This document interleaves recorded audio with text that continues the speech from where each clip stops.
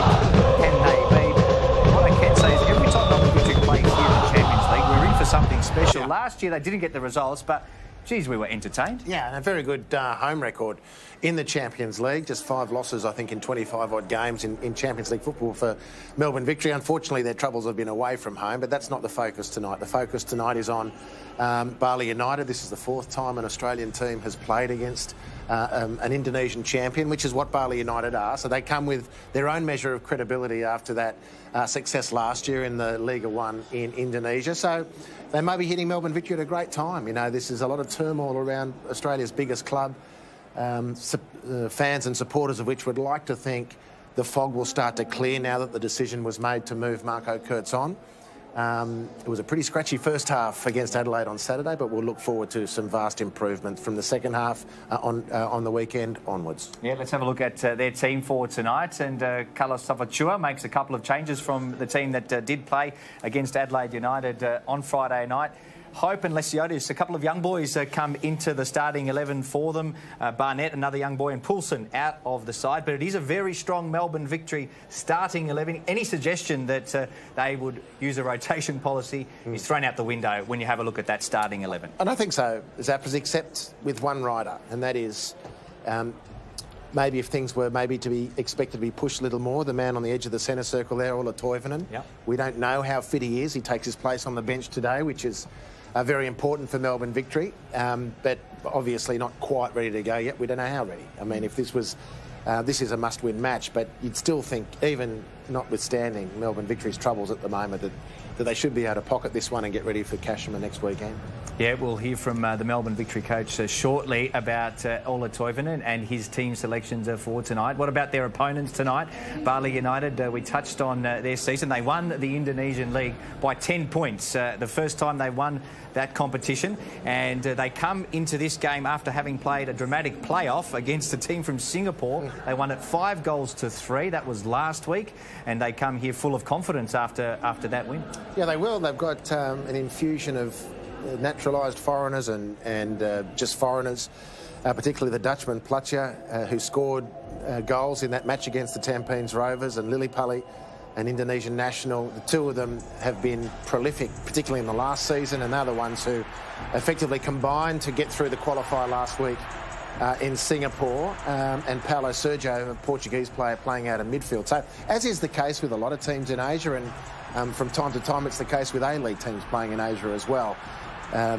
Foreigners, principally from Europe, but sometimes from South America, complete the spine of the team, and then coaches build around it. It certainly seems to be the case with Bali United, who'll be very, very buoyed by the nature of the win away in Singapore last week, and of course on the back of their championship win last year in Indonesia. And they've got nothing to lose here. Nothing to lose whatsoever. They're a bit short of a gallop. Their season doesn't start formally until the 1st of March, so they're deep in their preparations for the new campaign, which, again, as we say at this juncture in every season, it does give the A-League team some measure of advantage. They've got a bit of quality, as you touched on. Melbourne Platja does score goals. He's scored 20 since arriving at the club, and he's been fantastic for them. They'll have to be very careful, Melbourne Victory, tonight, of this man. He can score them from distance. We've had a look at some of his highlights, especially in that last game.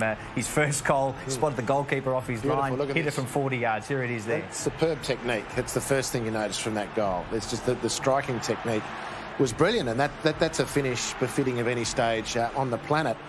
When you watch him in a little bit more detail, and I've watched him, and you can see that's a bit of an indication there. I have been watching the warm-up just to try and identify some of these guys and get your own impression. And, you know, physically he's going to be able to handle himself. Not sure about his aerobic fitness at this point, not sure about his aerobic capacity in general, but as a nugget of muscle who's going to be difficult to deal with in physical exchanges. On top of that technique that we've seen, he's certainly going to be one player to watch. All right, let's hear from the Melbourne Victory manager now, Carlos Salvatore. He's with Archie Thompson.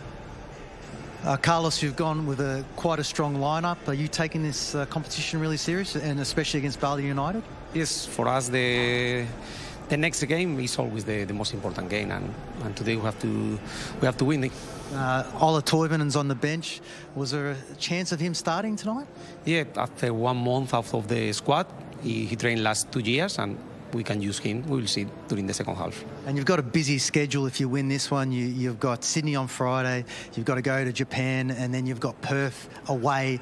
How do you get the boys all recovered nicely for that? you know better than me that some players prefer to win and to play games than training, yes? And then I think that they are happy with this situation. For me, it will be the opposite. I prefer to train a little bit more, to start with more concepts, but okay. And also with Bali United tonight, what are you expecting from them? Okay, they did really well in the last game. They started winning the game 2-0 away, and at the end scored 5 goals. It's not easy. They have some good players, and it will be not easy.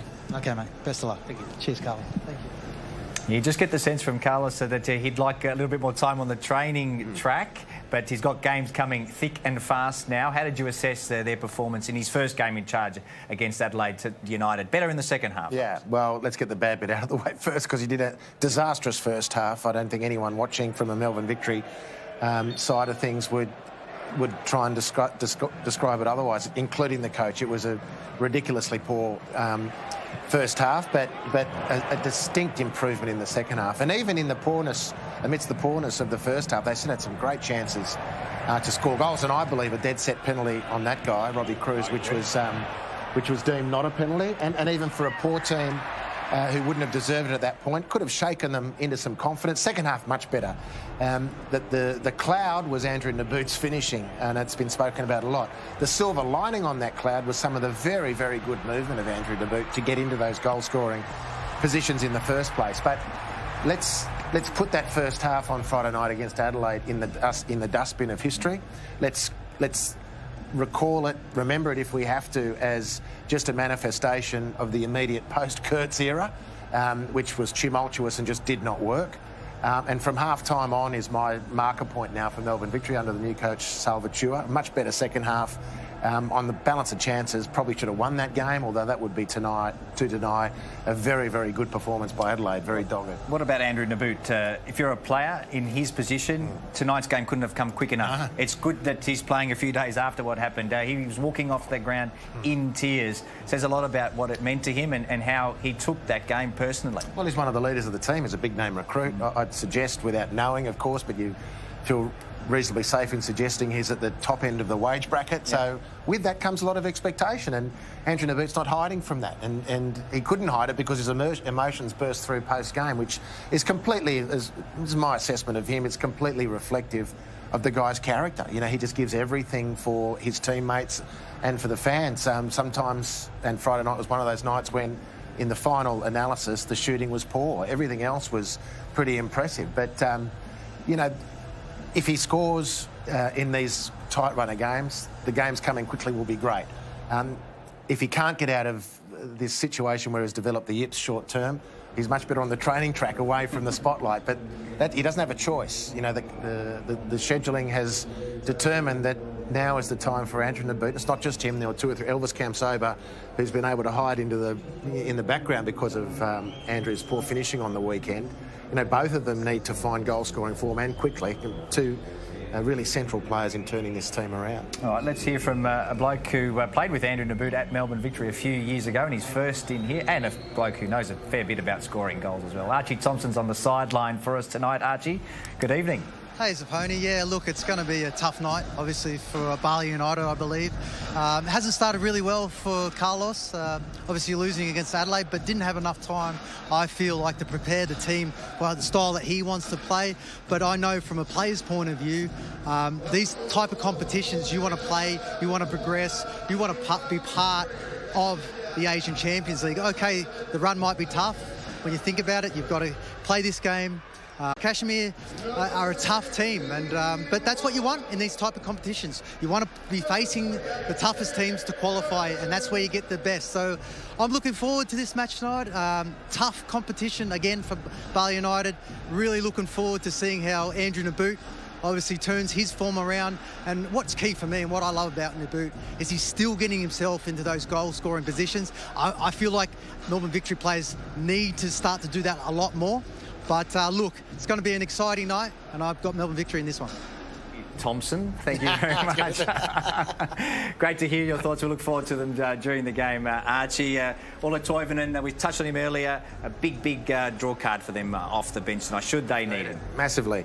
I'd like to think they won't need him, but we mustn't underestimate Bali United. Melbourne Victory to win. Melbourne Victory for Harps. I'll join you, Harps. Melbourne Victory to get through. Kashima awaits should they get through. On the other side of this break, they've got a big test, though, first to get over Bali United.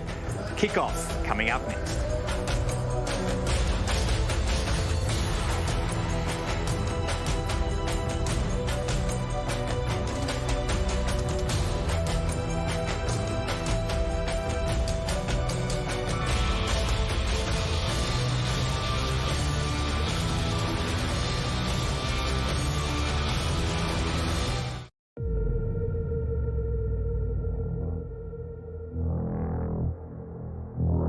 You can see it coming. Anything can happen. We know what they're capable of. The best in the business. That is freaky. Welcome back, Steve. Here's your new phone. Thank you. Just slide here. See that? That's the feeling of being supported. Get that feeling. Click, call, or come in store. Just one night, madam? That's right. And with your gold card discount, that will be $120 for the night, please. 4-star hotel with a pool for this price. Not bad. $95 for the night, please. Wait, what? Well, if you use Trivago will compare prices from hundreds of websites worldwide, making it simple to find a great deal on your hotel. Give it a go. Hotel Trivago.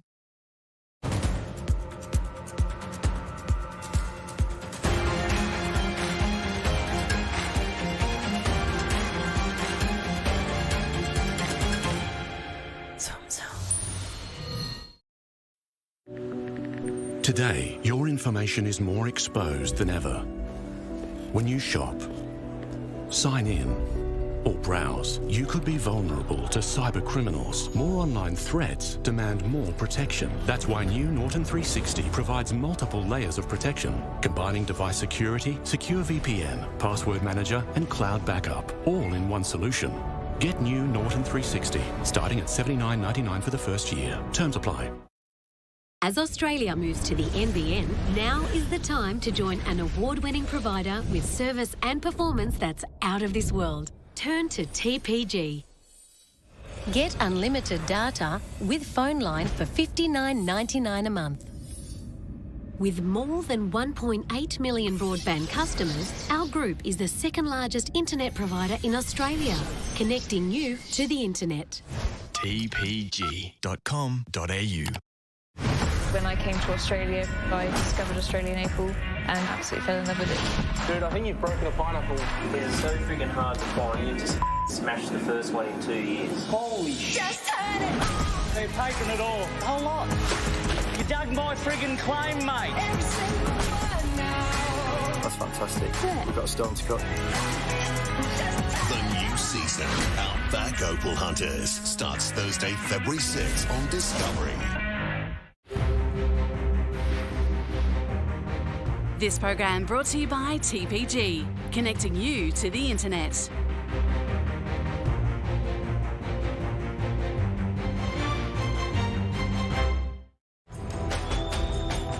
The steely gaze of Lee Broxham as Melbourne Victory return to AFC Champions League action.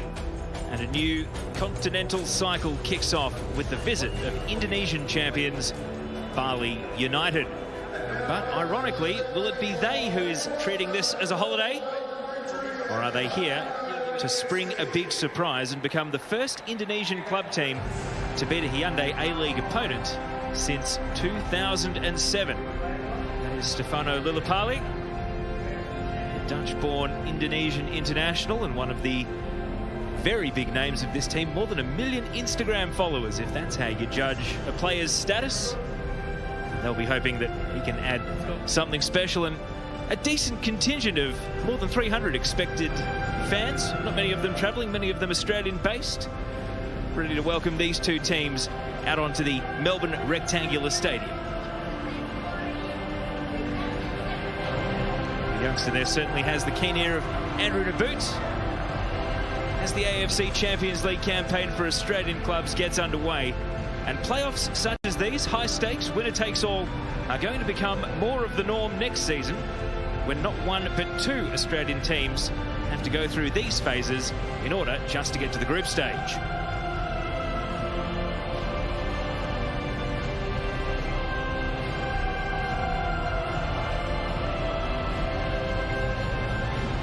This time last season, it was such great expectations for Melbourne Victory, Keisuke Honda, and hopes of going far in the Champions League. Now they face a very different path, and while they're not underdogs tonight, certainly a potential looming clash with Kashima may leave them underdogs. And let's see how Melbourne Victory line up for tonight's match. Only a couple of changes from the match against Adelaide in the league, with Josh Hope and Anthony Lesiotis coming into the starting 11. Poulsen and Barnett dropped to the bench, while Toivonen is elevated. Victory only had 6 subs last time out. They've got 7, the full complement tonight. For Bali United, they have had some forced changes from the team that beat Tampines in Singapore. In comes Howdy Abdillah. To the bench goes Leonard Tupamahu, and out of the squad, defender Andika Wijaya. There's the officiating crew tonight. They're all from Saudi Arabia, and holding the whistle is Mohammed Khaled Al-Huish. Really is RNG when it comes to officials on the continent. What random number will we come up with on the strictness meter tonight? Always a bit of fun. Interim management team for Melbourne Victory. Let's see if game 2 has a bit more assertiveness right from the beginning, as opposed to what was on display over at Hindmarsh Stadium. And a curious situation with Bali United, because according to the AFC, that is not their coach, because he doesn't have the right badge. In fact, Emrul Abus, the man in the cap, was who attended the official press conference yesterday, because he's the one that has the correct paperwork. Got to say, it's a pretty decent showing for Melbourne Victory's fans tonight. They haven't always been in love with the Champions League, but it's a beautiful summer's evening. And in spite of the world's attention being on Melbourne for different reasons, the Big Bash, and the tennis, have taken not that many out of the crowd tonight. Plenty of diehards and fans are here.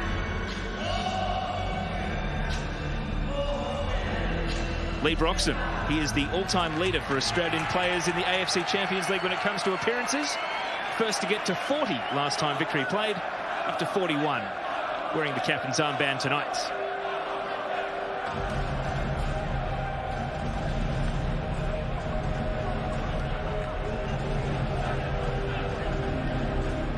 There is the Bali United team wearing white with a nice little design at the top of the shirt, and Baroua Nouri there, the Iraqi, may be well known to fans of Arsenal because he played both the home and away leg in the Europa League for Östersund, Graham Potter's Östersund.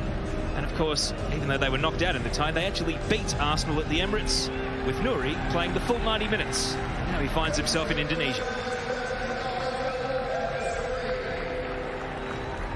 Andrew Naboot, a lot said about him. He'd actually be pretty happy to be back out there with the chance to let his football do the talking. Will it be all smiles at full time for him and Melbourne Victory tonight? Elvis Camp's over. A lot said about him as well. He's become a bit of a meme icon. Can he find the back of the net tonight? Silence a few of the doubters in the short term. So the AFC Champions League is back on Australian shores. And the burning question over potentially 2 matches is, will we have 2 or 3 Hyundai A-League clubs taking the field in the group stage? Andy Harper, Melbourne Victory, a warm favourite tonight, but they have to deliver on expectations. Teo, what a pleasure it is to see you and share the commentary box with you again for this crucial match. It is a crucial match because from an Australian viewpoint, Melbourne Victory's viewpoint, the Champions League is not something that's worked for them, but they continue to aspire to success in this competition. And to keep that dream alive, they need to win here tonight. So to Bali, to continue their dream. And you would imagine on this beautiful, beautiful evening for playing football on a magnificent playing surface, that Melbourne Victory at home should be too strong. William Pacheco here, the Brazilian. Long-legged and lanky and getting himself out of trouble thanks to those big levers. And here's Paulo Sergio, the Portuguese. half a dozen professional Portuguese clubs on his resume, and he's been beaten by Elvis Camsoba here, who coughs up the ball, a little excited after winning possession the way he did, and it's a chance for Bali just to slow things down and find their bearings. Now Paulo Sergio trying to draw the free kick, not forthcoming, and with a sleepy start for Elvis. He's normally ultra dangerous from those sorts of situations.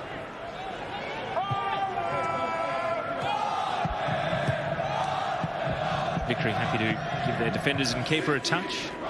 And here is Lee Broxham. Last time Victory were in a playoff, it was Wangtong United. And that was down in Geelong. Broxham a part of that win. And on that night, Victory went straight to the group stages. It isn't a two-match affair like it would potentially be this time. Bali trying to establish themselves in the match, and Paulo Sergio commanding the ball in a more advanced position this time. They've got a bit of space here. Stefano Lillipali. And Melvin Platja is denied the ball. Straight away, space in the pocket, promising enough for the visitors. And Paulo Sergio, in front of the pocket of Bali and Indonesian football fans, does his best to try and win a foul. A bit of combativeness from Nouri. And now Basha plays it to Broxham. Josh Hope in the starting 11. Camsoba, nice work on the overlap. Traore holds off the challenge convincingly. And in at the near post, so close for Robbie Cruz. That would have been the perfect start for Victory. Well, beautiful move out of the back. You weren't quite sure if that had enough on it from Elvis Camsoba, but great use of the body from Traore to get rid of Yavis Ronnie. And Robbie Cruz should have finished that. It should be 1-0. He's been in good nick, Robbie Cruz. On the near post, first to the ball, the opportunity to make good contact, and he couldn't deliver. Good vision from Platja. Knew exactly where Yavis Ronnie was after almost being caught out in defence. He's trying to exploit Traore the other way, and he'll get the chance here. The cutback's on, and it's an anti-climax. The fans for Bali United were with Yavis Ronnie all the way down the right side there, but he couldn't quite execute the key moments. Paulo Sergio denied. Victory don't regain possession for long, intercepted by Nouri. Neat ball here from Fadil, intercepted by Broxham. Cruz was the most advanced man and sternly dispossessed by the inclusion to the team. Howdy Abdillah didn't play in Singapore a week ago, so he should be nice and fresh. Bali's most recent league match before that previous round of the Champions League qualifying was December 22, so that's not like they've been off for a long time. Yavis Ronnie. William Pacheco. Two of the taller men on the pitch come together. Donachie and Melvin Platja. And already perhaps Bali showing their hand at how easily they'll go to ground, and the referee has wisely not taken the bait. Well, there's a bit of a hole in midfield again. Donachie has been strong in the early exchanges. 4 turnovers, a series of them from Melbourne Victory. Eradicate that quick smart. Just allowing Bali to play themselves into the game. And perhaps this time they're unlucky not to get a foul, as it did appear to be a push in the back on Paulo Sergio, upsetting the bench as well. Ziotis doesn't care, comes away with the ball. And now Victory happy to switch flanks. I don't want to slow down. Donachie advancing forward. Stormroo. First real venture down the right side for him. And he's well guarded by Ricky Fadrin, one of the full Indonesian internationals playing in this game. Paulo Sergio still arguing his case. What a good sequence from Victory. Here's the foul, clear foul. Melbourne Victory have been in Bali's half twice. 2 good completed moves, and they've shown how dangerous they can be when they keep the ball. What's Bali's aerial defence like? First header is Victory's. It was Rue. Sliding out to Camsoba.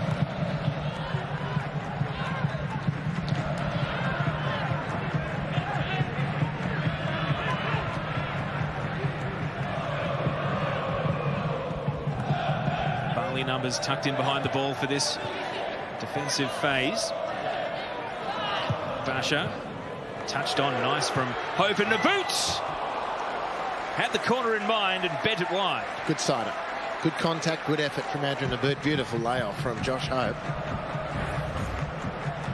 This is really clever from Josh Hope. Just perfect. Naboot sets it up nicely. It's a good effort. He can never look particularly worried, however. It's a good early sider for Naboot. Well, as you say, Teo was very understandably attracted a lot of discussion on the back of last week, but it's not just last week, actually. His finishing hasn't been great this season. In fact, not lost on the player himself.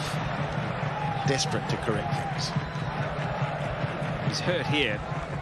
Perhaps just a little knock in an unfortunate region. It's never walking off. Out at the top of your screens on the right wing. In the meantime, the ball is central with Hope. Cruz.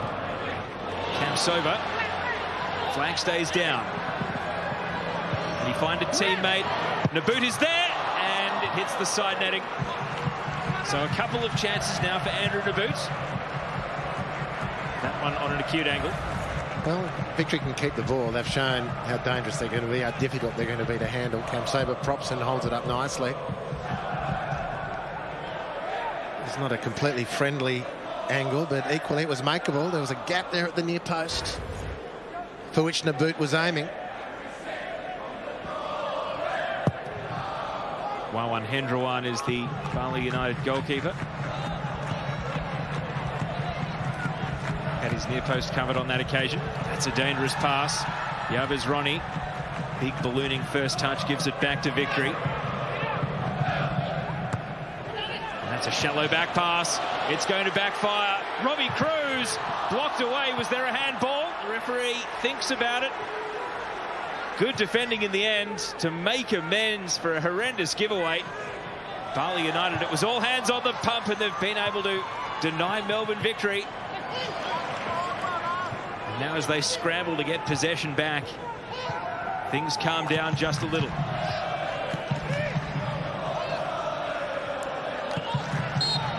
And a foul here will get them out of trouble. Well, it's a great opening again. Andrew Naboot's had a couple off the ribcage. You feel comfortable on replay to suggest. Now Robbie Cruz has had a couple. That was a brilliant chance again to take the lead.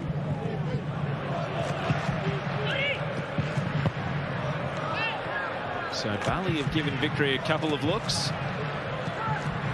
Errors of their own making. Can Victory capitalise?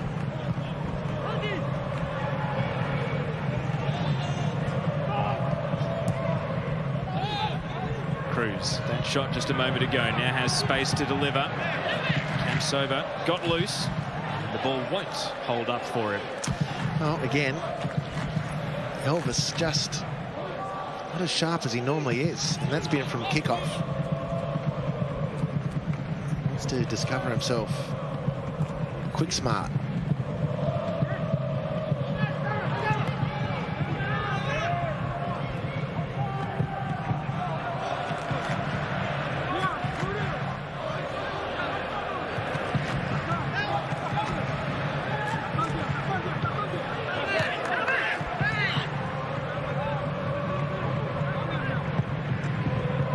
Broxham's long ball this time, asking too much of Traore.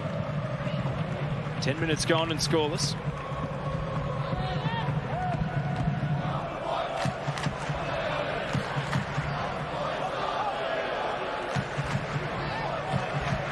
As you can see there, Victory edging possession at the moment, far from domination.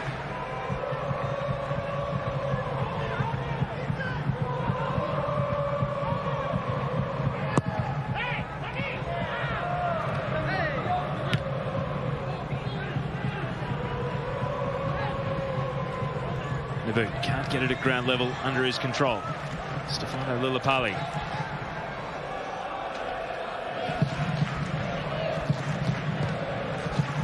Diaz plays it to William Pacheco.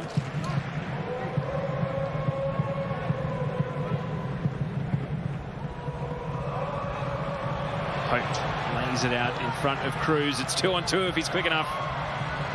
Not for the first time tonight. The get out of jail tackle is good. William Pacheco this time. And as there's a foul, let's check in pitch side with Archie Thompson. Archie. Thanks, Teo. Yes, the speed of the game's really intense. Bali United actually started really well, but Melbourne Victory coming back into the game. I'd just like to see a bit more composure when it does get into that final third, especially from Cam Sober. Obviously, Naboot, a lot of talk about him, but he's getting into some great areas. A few little options there to maybe hit the target, but look, really entertaining first little period. Thanks, Archie. So, Lawrence Thomas now. Bali for the first time pressing with a bit of purpose and hurrying the Melbourne Victory into giving the ball away.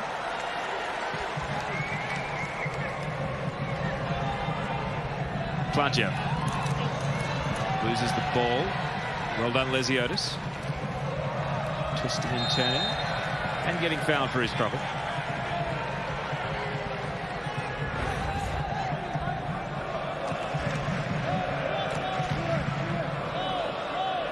Exchanging the tangle of legs there, and just the late lunge from the Dutchman enough to concede the foul.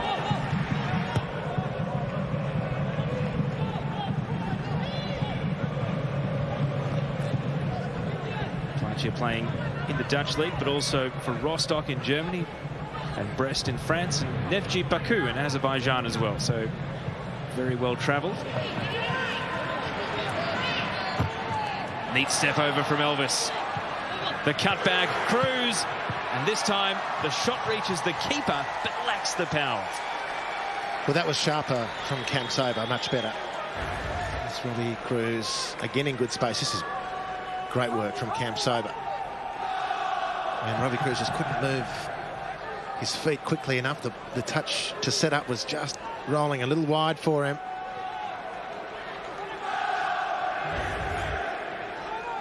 Victory back in possession with Storm Roux. That's clever from Naboot. Low percentage, high result. And now sent for a hot dog is Storm Roux to Elvis. And the finish, what a goal that is! And how happy Basher will be on the end of that! Tricks and flicks and a bit of cool school from Melbourne Victory as they open the scoring. Well, the damage done down the right-hand side. Cam Sober's opened up the left on a couple of occasions, but this is beautiful work from Storm Roux. Dummies to cross and then leaves the defender sprawling. Cam Sober setting it up for Basher. And as it looked like the door was closing, Basher puts his left foot right through the ball. It's a really, really good finish. Great lead-up work from Storm Roux. Nice definitive touch from Elvis Cam Sober. And a great finish from Basher. Now Bali trying for the instant response, but a little too helter-skelter. So Basher's goal separating the teams through 15 minutes, and he's on the ball again here. Now Victory with the adrenaline pumping, trying to capitalise on having broken the deadlock. That's good defending down in the corner from Howdy.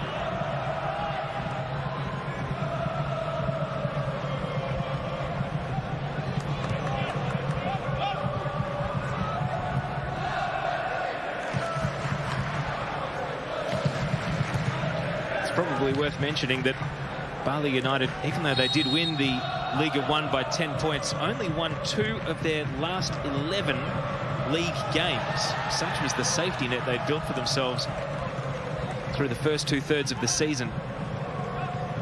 They actually had very patchy form towards the back end, and ultimately the league champions only had a goal difference of +13. So their ability to defend is perhaps in question. Traore's long ball. And the goalkeeper with millimetres to spare. Hendrawan is able to hold on.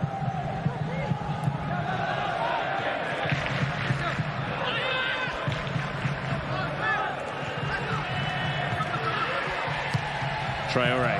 And now Hope has escaped through the left. Howdy is trying to make his ground and did enough to put Hope off. Well, very distinct plan from Melbourne Victory to hit the ball forward over the rather flat defensive line of Bali. Josh Hope opting to let the ball run past him. He still managed to get on the end of it, of course, but couldn't negotiate the angle that was in front of him in the end, rather than maybe chesting the ball down when it first came over. Just Victory ease into this more and more. If they decide to put their foot down, I reckon this one could blow out quick smart.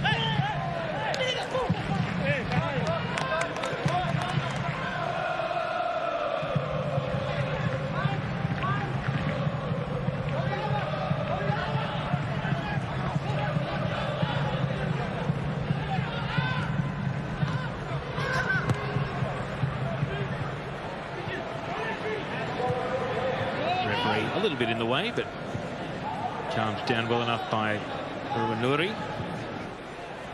Can assess from the centre of defence. Carlos Sergio. Hope closed him down. Now has the chance to turn it into an attack. Going at full speed here, Josh Hope, and he's tackled at the last to put it behind for a corner. He's made a very, very good start to this game, Josh Hope.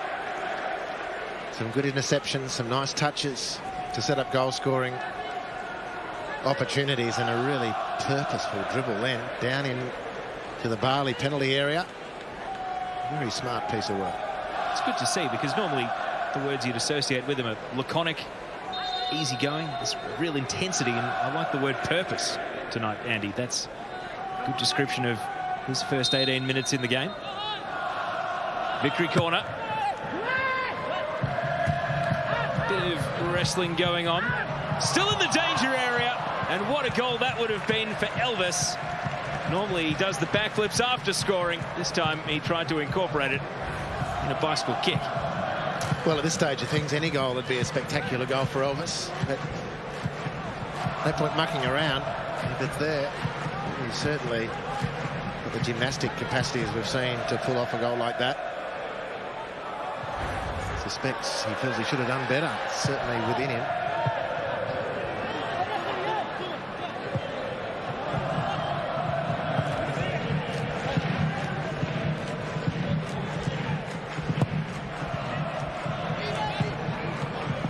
Rue, so important to the opening goal. This time defers to Cruz.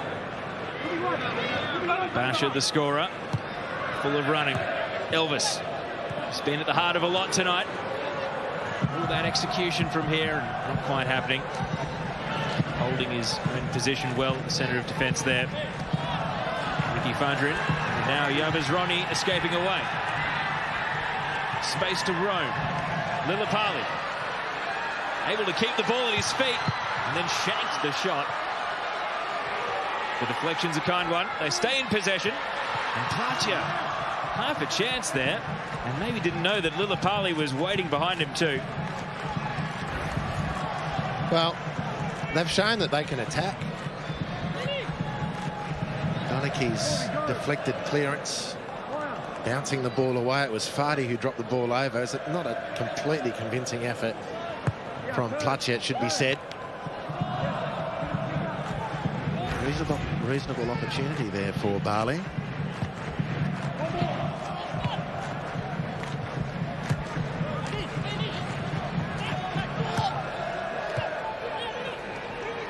Naboot told to turn and go. Now off the outside of his right foot. It's going to bend right down into the corner. Meet the run of Robbie Cruz. And big deflection taking it out for another corner.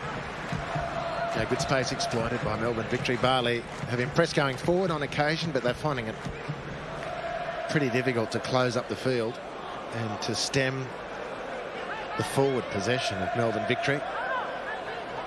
Really stretched, Bali.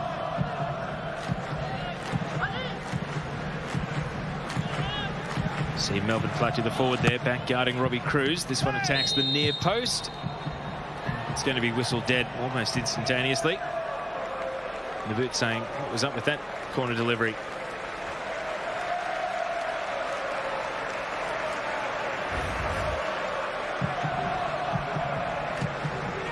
That's got done here for a high boot. His claim was that Fadil had stooped. Evidence to support the claims from the boot.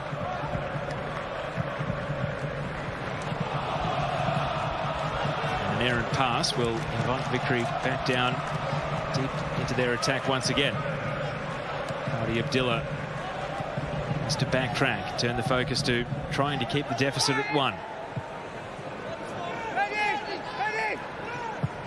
Naboot's cross from a standing start. Kamsoba! How on earth has he not scored? The post, the keeper, and absolutely no luck.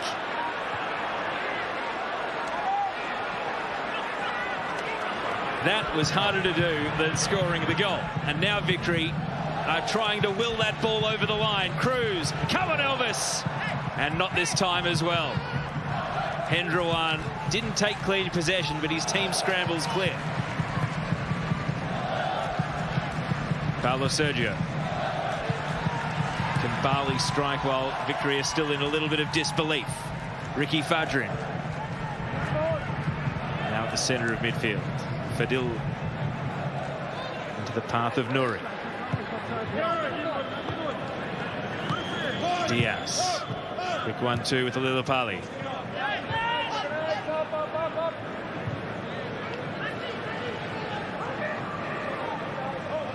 All the players are contained in the midfield third now as Victory's defensive line pushes up.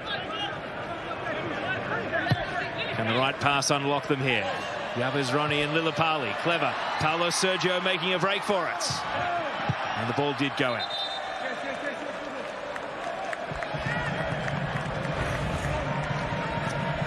It's a delightful ball from Andrew Naboot. And one wonders how many ladders Elvis Kamsoba has walked under.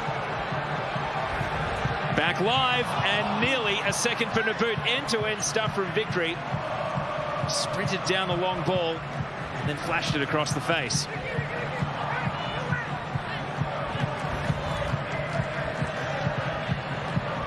Well, a good break. Again, Bali finding it really difficult to match it with Victory when they open the space. No cigar for Naboot again. Now Basha has collected Paulo Sergio. How seriously, we'll have to wait and see.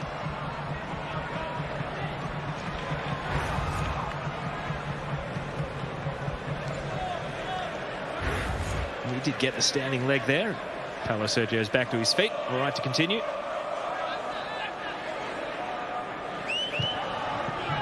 Free kick taken quickly, but Platcher is caught behind. Big fresh air swing coming in from Fadil. Followed up by Ricky Fadrin.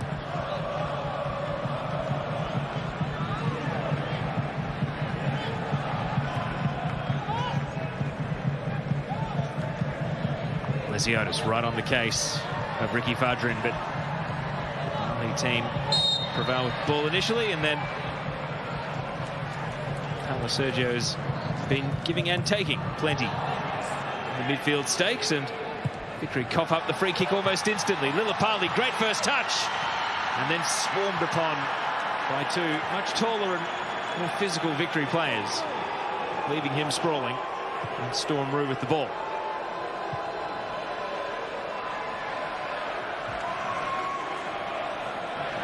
They continue to have glimpses of opportunities, Bali United.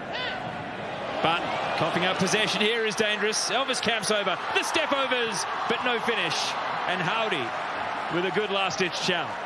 It was really good defending in the end. Elvis flying through. So dangerous when he can get a bit of space into which to run, carry the ball. He's got really good, tight, close dribbling control. Changes direction nicely. Shifts his weight over the ball often to make space, but Howdy does very, very well to anticipate and slide in.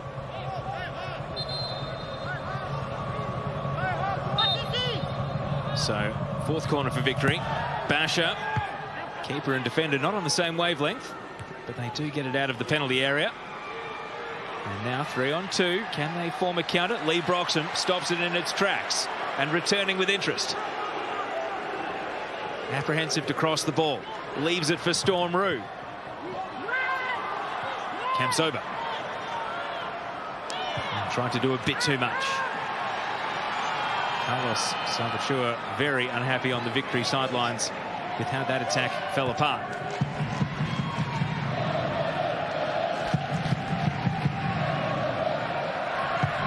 Sweeping cross. And the shot on the turn. Clever from Platja. Element of surprise and a corner for his team.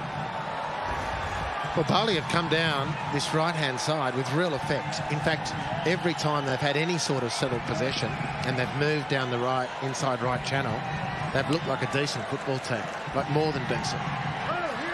And the ball into Platja, shoots on the turn first time, nearly caught Victory napping. So the subsequent corner. And Robbie Cruz climbed all over by William Pacheco, who argues his innocence, but the foul has been given. And as long as it only stays at 1-0, Bali United look properly interested in getting this game back level and making a good contest of this one-off qualifying game.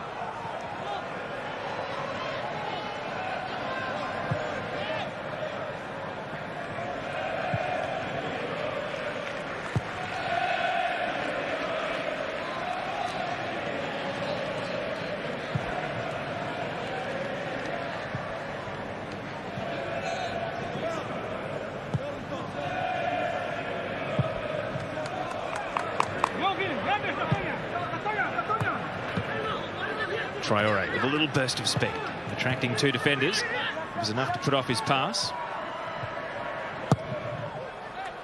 And that clearance from right back will gift it straight back to the home team. But they're prone, the Bali defence. Victory knocked the ball, passed the ball on an angle from the centre of defence out to, on this occasion, the left full-back Traore. Robbie Cruz is rolling in between the centre halves and getting so much space. And that little ball dropped over the top.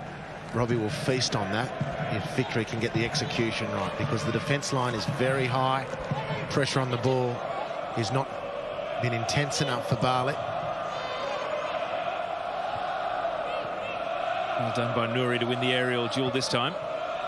Lillipali distributing back out to the right. More accurate pass this time from Diaz. This one under a bit more pressure will test him, and indeed he cops it up. Robbie Cruz, turn and go. Does he fancy the shot in traffic? Defers to Josh Hope. And now Naboot.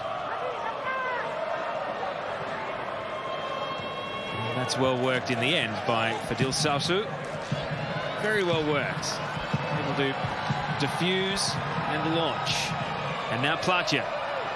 Lillipali has to chase after Storm Roo and Lawrence Thomas. A decisive clearance. Nouri. And a little clumsy from Naboot.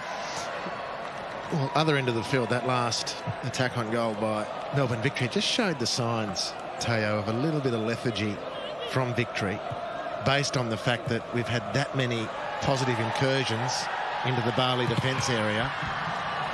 That ball does not get over the line, so the attack keeps going. And Platja has skied it. Paulo Sergio bemoaning his teammates, saying, leave it for me. And the big man can't keep it down. And whilst ever they don't finish off their chances at the other end, they remain exposed to this type of opportunity for Bali, who, just to repeat, have shown plenty of danger as they've gone forward. I mean, that angle makes you wonder how he's managed to put it over the bar. You know, the procession of really positive chances and attacks for Melbourne Victory. That last effort, ball out to Andrew Naboot from Josh Hope, had time to measure something, deliver something, that he hits the first defender. Just as a worrying indication that they're getting the ball up there too easy. They just think it's a matter of time, and you can't afford to lose your edge, because you won't capitalise on those chances in the first instance, and as a function of that, the door open for your opponents at the other end of the field. Naboot stripped of the ball here.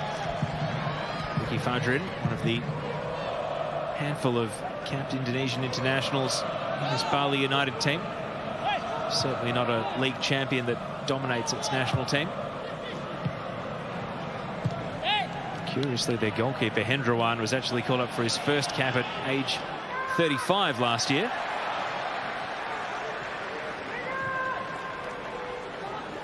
Will he be called into action at the end of this phase of play? He's got plenty of white shirts defending his net in the meantime. Hope knew that the challenge of Luri was coming, and indeed loses out.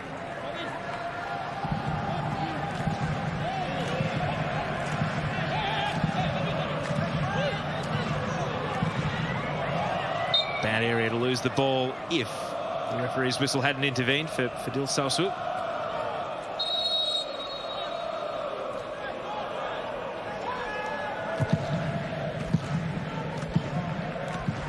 Haven't done much talking about the refereeing crew so far tonight. May it stay that way.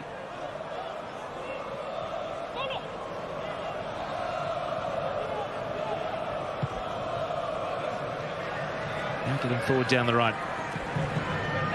Putra Diaz, Yves Ronnie, and William Pacheco fancies the long rangy cross.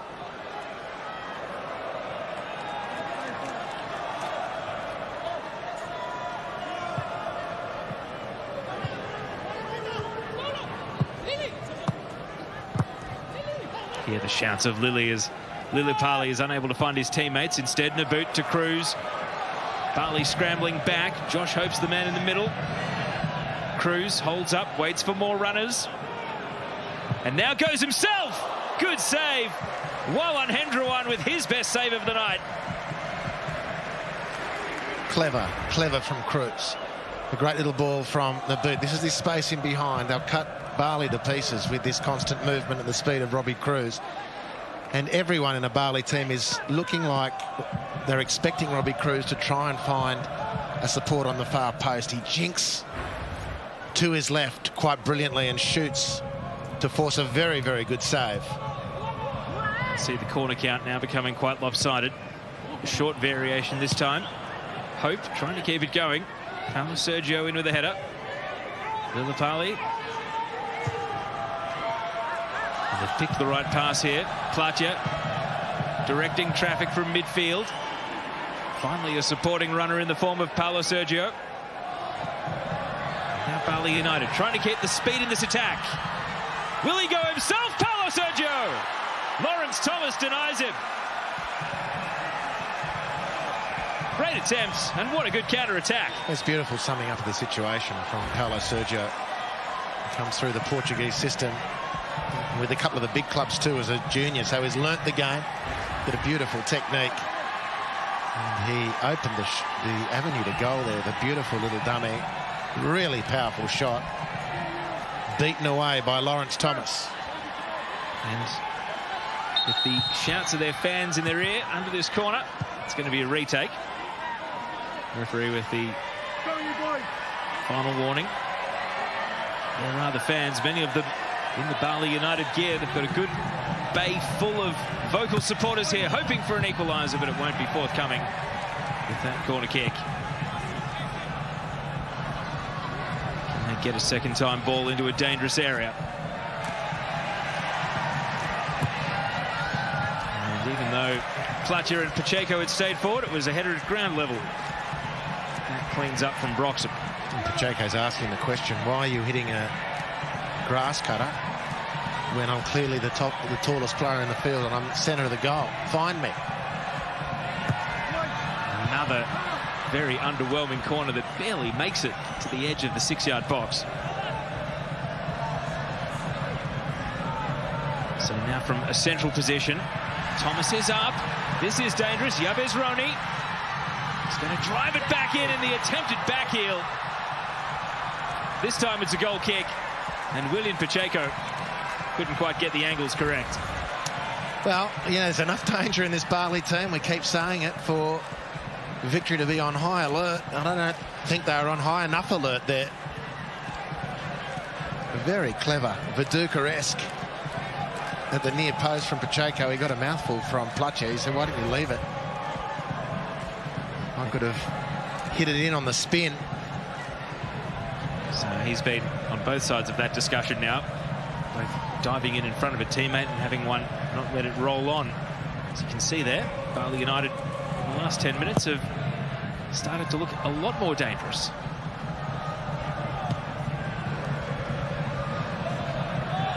They've got a foothold in this game. Melbourne Victory want a buffer. Robbie Cruz can provide it here. If he gets the cutback right, which he does, it is 2. And Melbourne Victory, thanks to Josh Hope, now have that safety net they craved.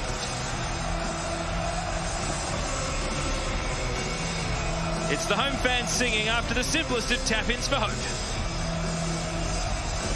Well, he's deserved this, Josh Hope. It's a superb ball from Basher. Great awareness, excellent execution. Unselfish move away from the goal-scoring position from Elvis Kamsoba. Notice that he angled towards the near post, which is where all the traffic was, and left Josh Hope with free space. And you hate to say it because you've seen some horrible misses already in this A-League season, but he couldn't miss from there. And he deserves this goal. He's been very, very good to start this match, Josh Hope. And so, will Hope's goal give Victory a bit more safety and security? How much more brave will Bali United be trying to peg back one of these 2 goals now? I feel like an equaliser really could have changed the complexion of the game. Now that it's 2-0, it's a big mountain to climb.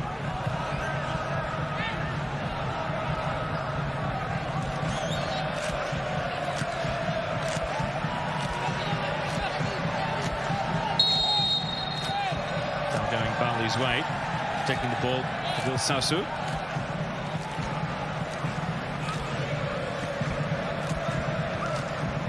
Pluncher. And his legs taken out by Broxham. I wonder if they have a super boot in the team. Well, they're trying to just nick a metre or 2, but the referee is quickly out with the spray can here. So looking at that scene, you'd say it's probably beyond a direct shot unless you get a 1 in 1,000 ping.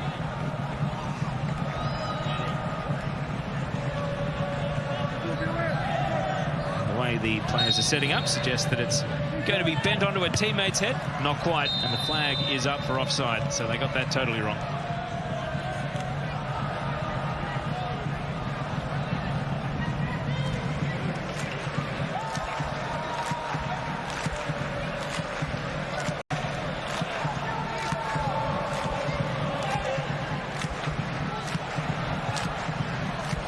Hope,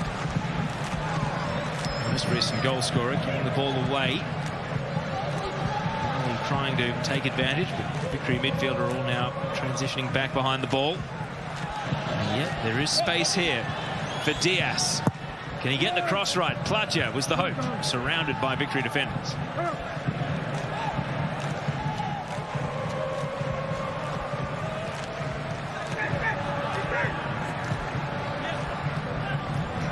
Diaz again, cleared by Broxham. Pacheco, all the way back to Hendrouan. 5 minutes of regulation time left in this first half. It's been a fast tempo and entertaining start to Australia's involvement in the AFC Champions League for the new campaign.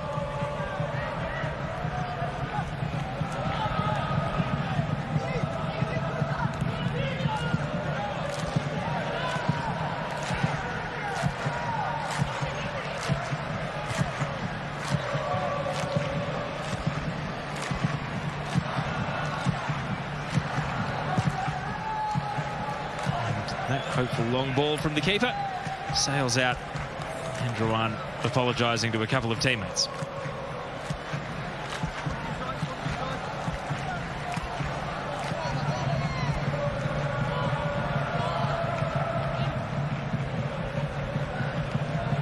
Naboot dancing over challenges. Kamsoba isolated. He skipped past one, but it drove him just wide enough. Traore's cross, no one home.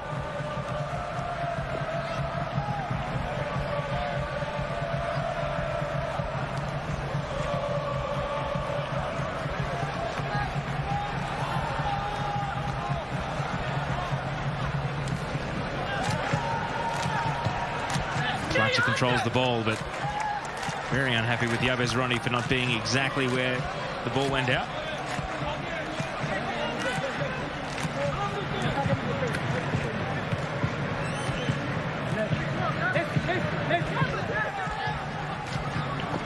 And you wonder if Clutch is just starting to see the red mist a bit here. He's going to tap the ankles of Broxham. Unhappy with his teammates, unhappy with the ref.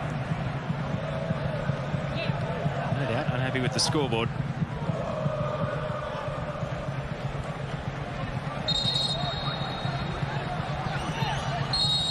Lee Broxham says, come on, ref, got to put my boot back on.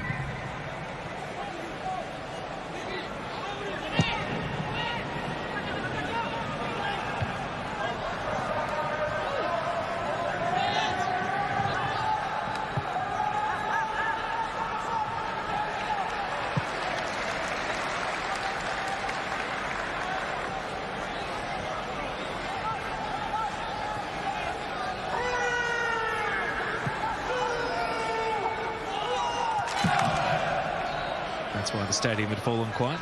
Victory fans taking matters literally and figuratively into their own hands.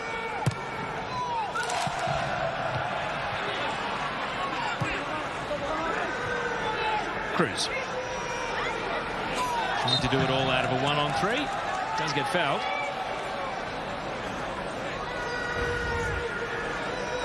Yep. Dancing nicely. They closed in, committed the foul. No particular urgency from Melbourne Victory to get things restarted again.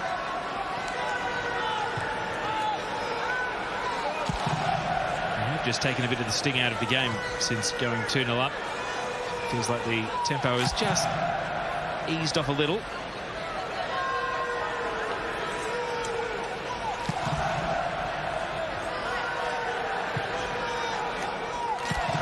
And perhaps now it's Bali who need to be worried that if Victory score again before half-time, it'll be out of their reach for the second 45. Another foul. And they're just starting to add up as well. Hasn't been a dirty or ill-tempered game, but that's 17 total fouls for the half. No, mainly late players reaching in, but Salvatore has shut up shop for the half, just telling Storm Roo back to right fullback Stormy and drop anchor. Let's close this one off, get into the sheds. That's what I read from the body language of the Victory coach. You're right, his own heart rate would have dropped because the flailing arms and fast pacing up and down the technical area has well and truly eased up. And yet, Victory may still be on for a third before the break. Hope. Where Storm Roo was making the run. There's the Otis. Hope again. Traore and Cam Sober. Hope gets involved and breaks for him kindly. And a little tangle of legs. Well, he was pretty prominent in that whole build-up, Josh Hope. It's like real conviction at the end. All the good lead-up work. Space, good space in the penalty area. That's where the mind's got to really close in, sharpen up.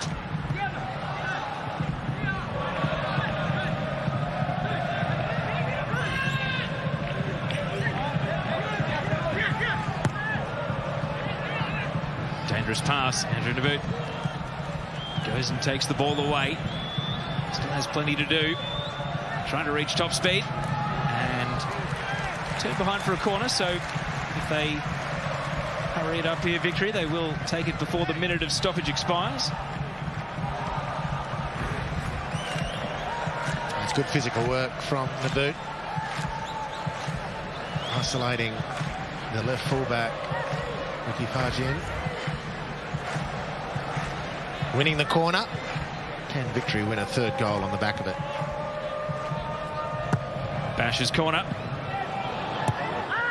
And as it's booted away, that will be half-time. So Melbourne Victory have shown enough to suggest that they are the superior team, but not without some enterprising play from Bali United. And a dozen or so half chances some of which could have ended up in the back of the net, which means this one is far from over, even though Melbourne Victory very much have the upper hand. Half-time at Melbourne Rectangular Stadium. Melbourne Victory 2, Bali United 0. Stick around because the best action from that first half and a bit of analysis of how the game's going is coming up with Andy Harper and Michael Zappone right here on Fox Sports.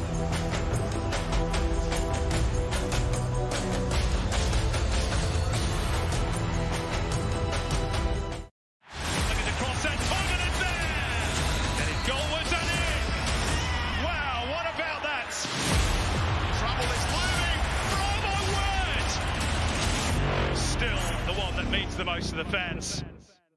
The Nick Scali January sale ends Monday. Save on a huge range of quality furniture for every room of your home. The Nick Scali January sale ends Monday. Grey roots in need of a quick touch-up? Try Claral Root Touch-Up Colour Blending Gel from Chemist Warehouse. This multi-use, damage-free formula is perfect for quickly touching up greys and lasts 10 washes. Simply apply, rinse and dry to refresh roots in just 10 minutes. New Claral Root Touch-Up Colour Blending Gel is just $9.99 at Chemist Warehouse. No mixing, no mess, no greys. Live, look, feel fabulous every day at Chemist Warehouse.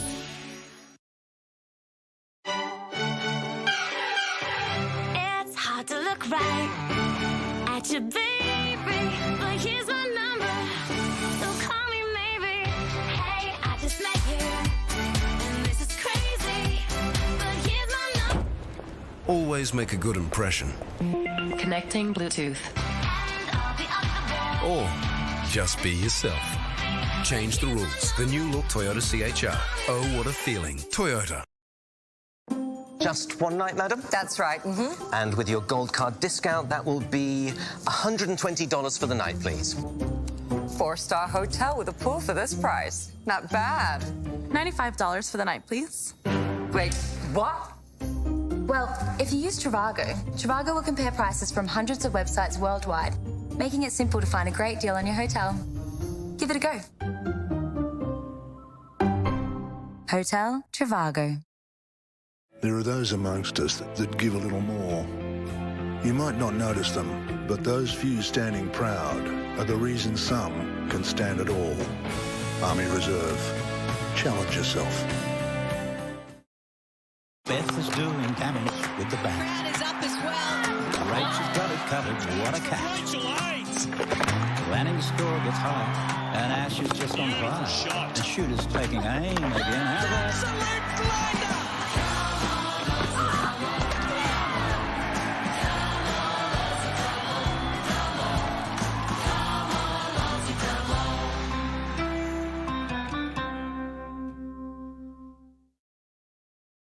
Hungry Jack's new Tropical Whopper with juicy pineapple, double bacon, and smoky barbecue sauce.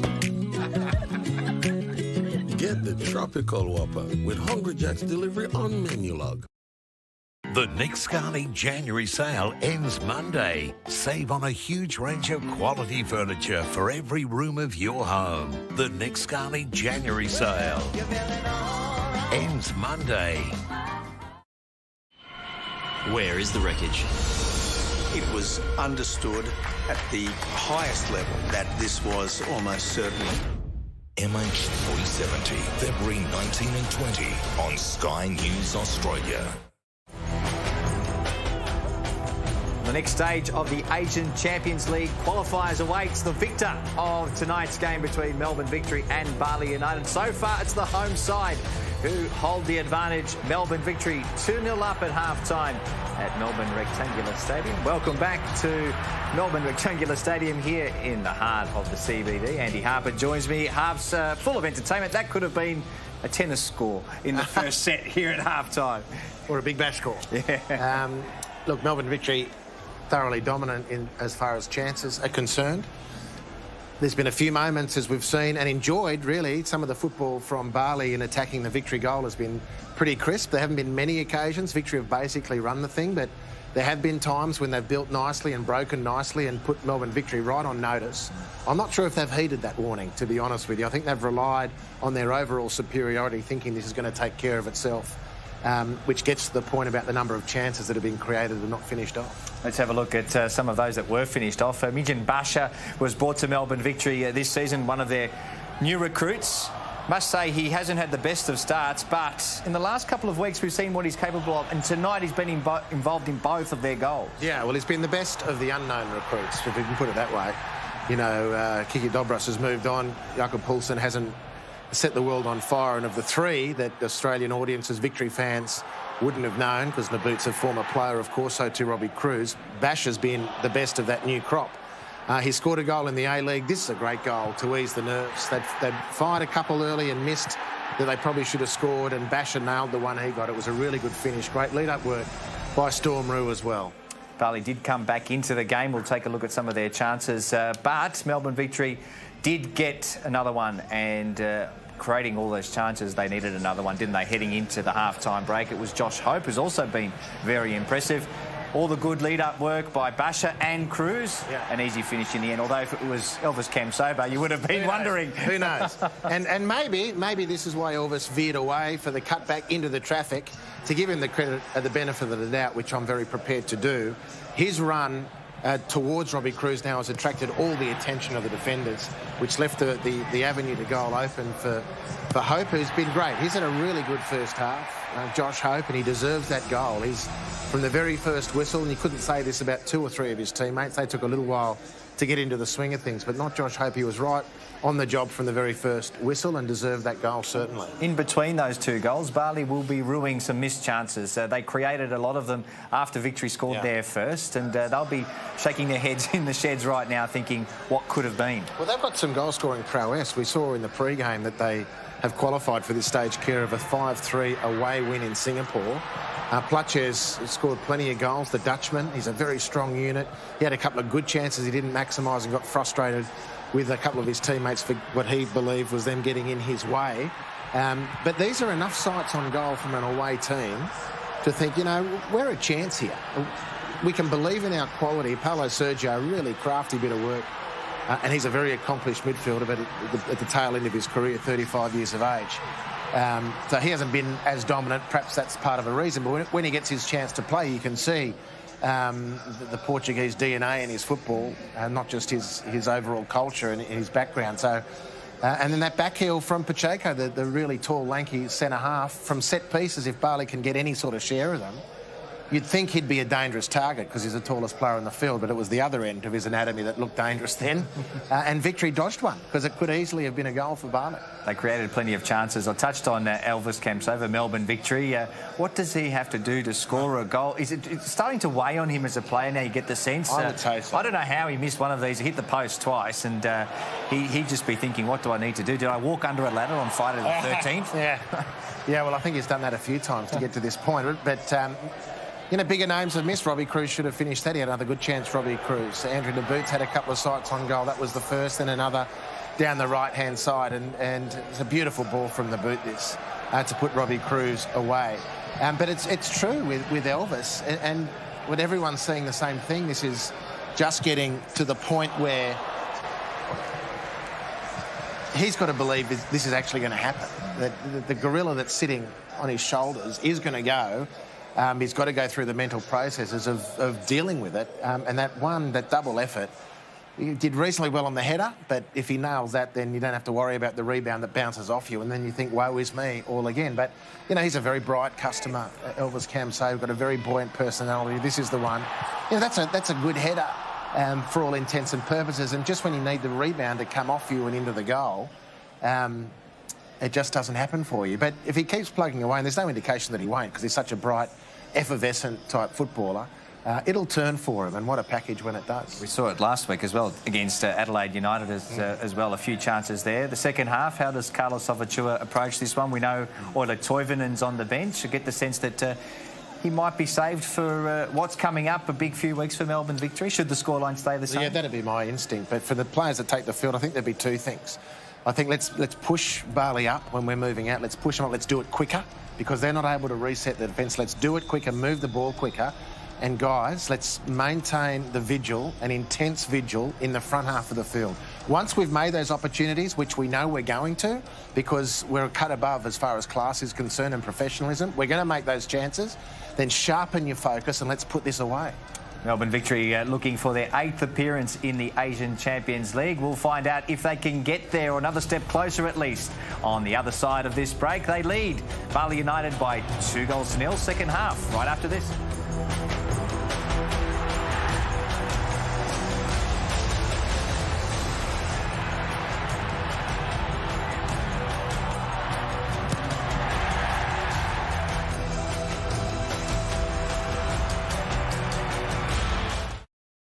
Mondella makes it easier to create the bathroom you've always wanted. From planning your design to choosing your style, even hints and tips on how to bring your dream bathroom to life. Imagine, choose and transform your bathroom with Mondella.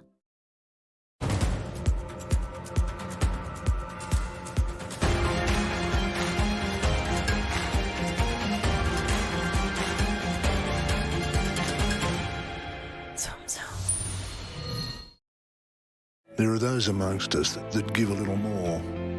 You might not notice them, but those few standing proud are the reason some can stand at all. Army Reserve. Challenge yourself. Oh dear. Ah, NutriBoost. Packed with protein. Get it into them. When they need a pickup, give them NutriBoost, the 5-star milk drink for 1-star moments. Well, you're obviously with Alinta Energy. Yeah, of course. Especially with their great energy deal. Shall we test them out? Turn it off, mate. Join over 1 million Australians. Switch to Alinta Energy, supporting your home team. Disneyland and Hawaii? Did you win the lottery? Close enough.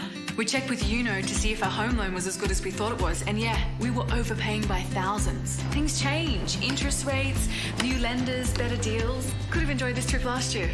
UNO's smart technology reviewed thousands of options from Australia's top lenders, so we'd get a great home loan. And their friendly experts helped us all the way through to settlement. Plus, if you apply for a home loan before February 28, you'll receive $1,200 cash back when you settle. That's right, $1,200 cash back. Wow. And you'll get a better deal on your mortgage. With UNO, that's how you win at home loans. How good is your home loan? Check it out at unohomeloans.com.au today.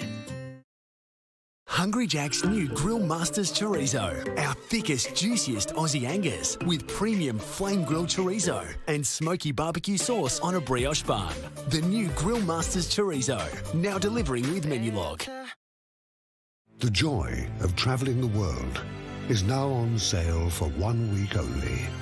For incredible deals on all international flights, be sure to book before midnight Sunday at Webjet. As Australia moves to the NBN, now is the time to join an award-winning provider with service and performance that's out of this world. Turn to TPG.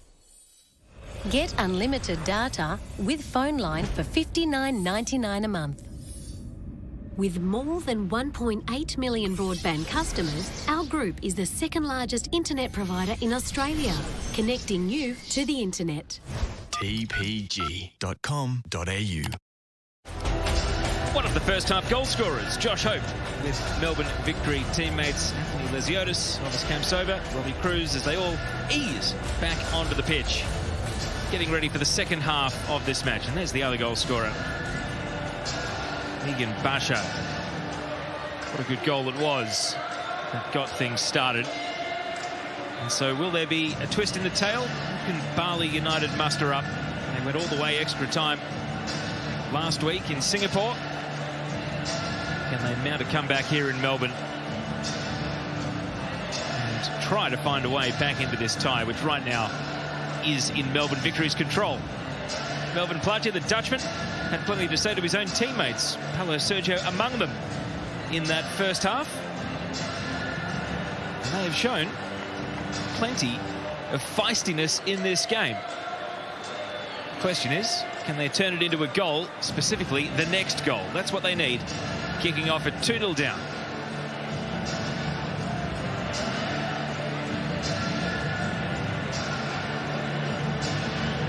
Now Our Saudi reffing crew waiting for the all clear to get things back underway. Melbourne Victory with 1 foot in Japan in the next round of qualifying. Still a game and a half away from the group stage. But right now, part one of that journey is looking pretty good. As Elvis Kamsoba goes back to Adama Traore here at the start of this second half. Errant touch from Lesiotis, but some no-nonsense defending from Lee Broxham and Andy Harper. What do Bali United try, if anything, to try and get back in this game? Was the first half showing enough to suggest that they might pinch the next goal?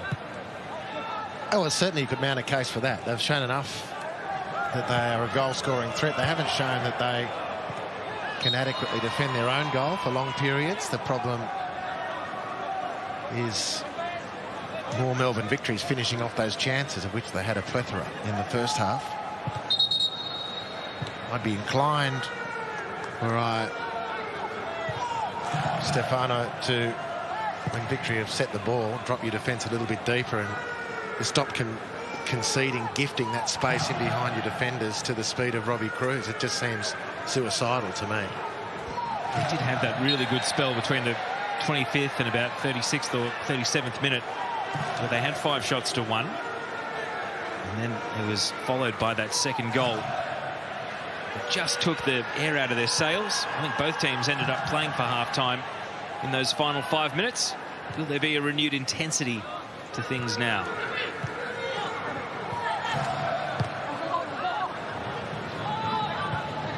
James Donachie to Lee Broxham.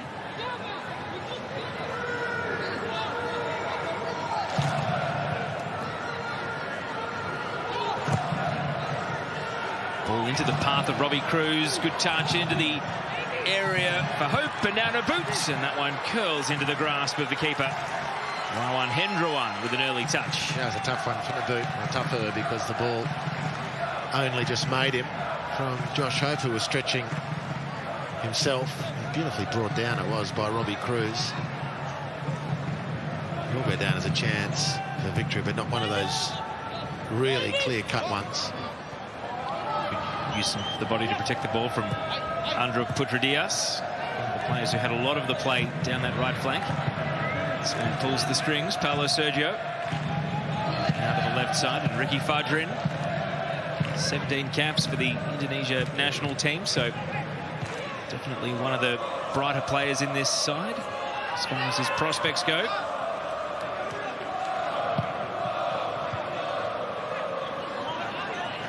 Paulo Sergio calls off his teammates, takes command. Yabez Ronnie. It's not quite the big booming cross they needed from that deep. Bit shallow in the end from Diaz.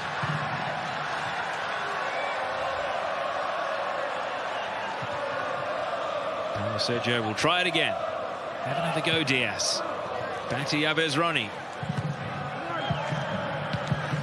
Donachie prevents Platja taking a free swing at that ball. Is it third time lucky down the right side? Bali United stringing the passes together, asking a few questions. And Victory have all the answers. William Pacheco. And that pass breaks the wrong way for the attackers. A central defender who did have one of the good half chances in that first half, not able to turn provider on that occasion.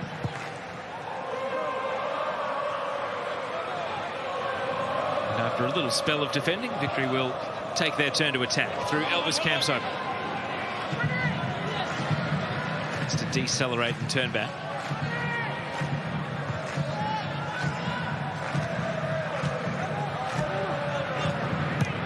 Such is Carlos Salvature's enthusiasm. He wandered 2 steps out onto the pitch to shout instructions. And he'll do so again. With his team down in the other half.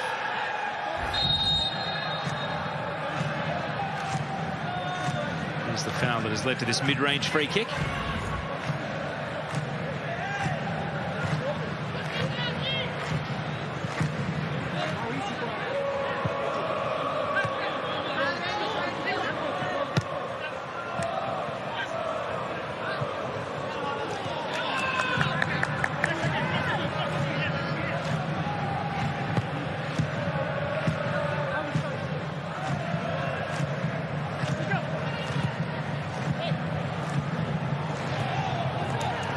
Pacheco this time out points Cruz.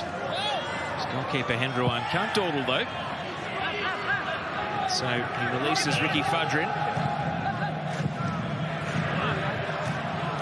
The ball presented right back to Victory. Indonesian teams just the one win in 4 attempts against Australian sides in the AFC Champions League. Persik Kediri beating Sydney FC all the way back in 2007. It's a long time ago now. And it was in Indonesia.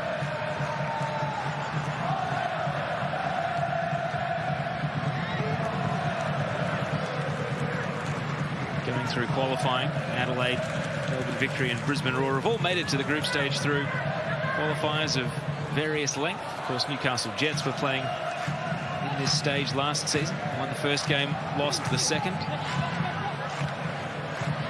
Next season in the Champions League, it's going to be 1 team straight through to the group stage and 2 playing in the qualifiers. So I'm sure these matches, teams at this level, are going to command a bit more scouting attention, especially if it's an ambitious side that really wants to get through to the group stage.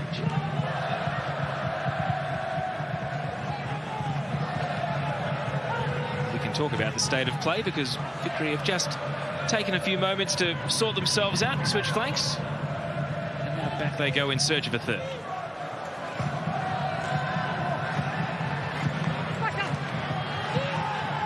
Basher.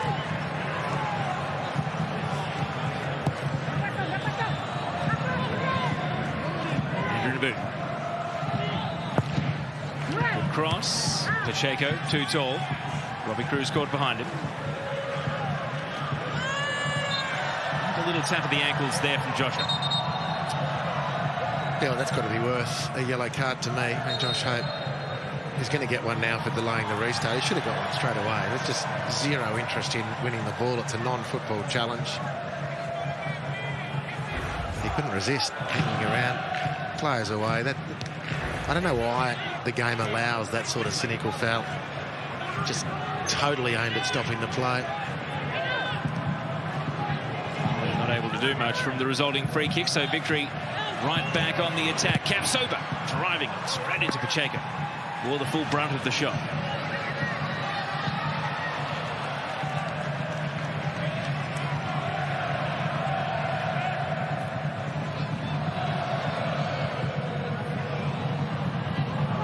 It's a poor touch. Now Victory at the edge of the box. Hope. Lesiotis. Stormroo cuts it back.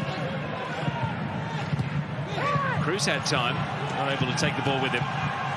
Pacheco now, you can see from his body language, he's not really happy with any of the options to pass to. First to Yanis Robbie.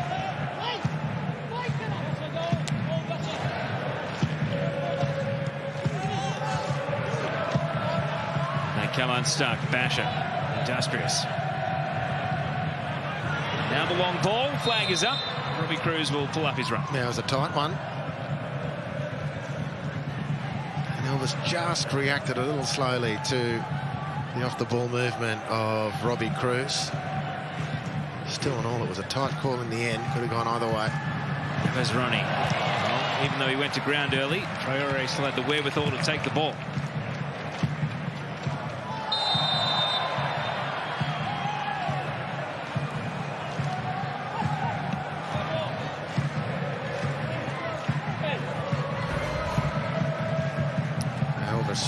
Sees Robbie Cruz go. He's clearly onside. I mean, God, that's a horrible decision. What's he looking at? Naked eye, it didn't look like one of those ones where you immediately think it's offside. Well, I was giving him the benefit of the doubt, clearly, by saying it was touch and go. It was not even close. One job to do. It is Badr Ali Al-Shumrani, the Saudi assistant AR1 over on the near side. We'll see if his judgment gets tested again as Victory attack the right of screen as this half goes on.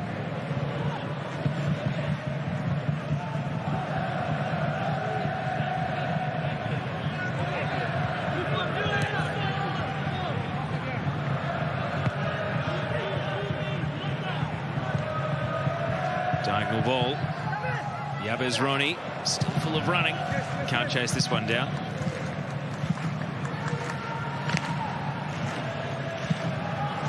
Of course, if Victory take care of business next Tuesday, it'll be Kashima Rattlers.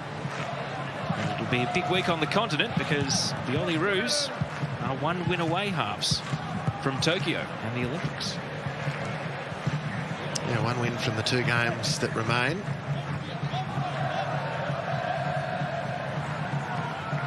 In the semi-final, obviously qualify for the under-23s final, but that's enough to secure the Olympic Games. But if they don't win, go into the 3rd, 4th playoff, which they must then win. 3rd place goes through to Tokyo 2020, along with the 1st and 2nd place teams. Hopefully it doesn't come to that. Hopefully they go through to the final. Caps over. Good first touch to set him up. And then runs into Pacheco. You can see him trying, but not making much headway once the big defender engaged. And, you know, this is where the doubt comes in. He's just so alive. From these moments on, that's brilliant. Really sucking the defender, knock it past him.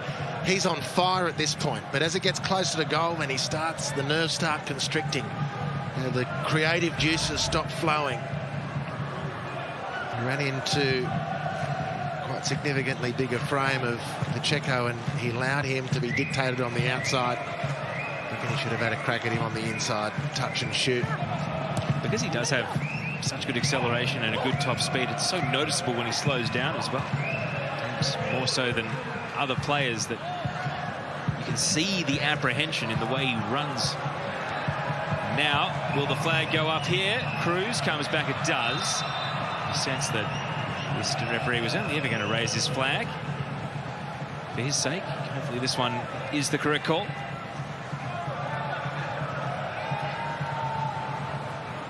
Bali United trying to take the ball away in the meantime. Rue 50-50, and then backing out was Fadil.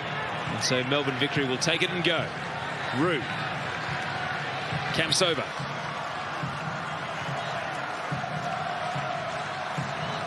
Carlos Salvatore talking to his coaching team.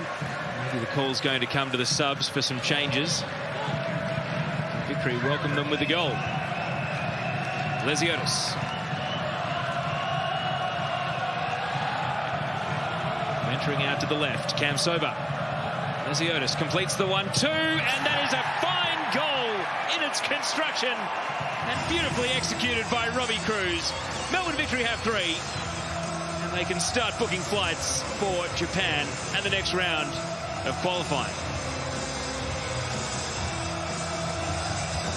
Well, he's missed a couple tonight, Robbie Cruz. He's forced a very good save as well from Hendra One, the goalkeeper. But he has created one for Josh Hope. And now he's finished one, provided by Lesiotis. At the near post, Robbie Cruz. Kamsova has to be part of it as well. Anthony Lesiotis from midfield breaking forward, supporting Elvis Kamsova, cutting it back beautifully. And Robbie Cruz on the near post doing perhaps what he should have done about 2 minutes into the game. You can see his numbers there. He's been very busy in the penalty area. He's both creator and finisher now. And Anthony Lesiotis, the man who made his debut in the Champions League under Kevin Muscat, left Melbourne City and switched to the rivals Melbourne Victory for more first-team opportunities. Very much holding his own. Very good in the build-up to that goal there.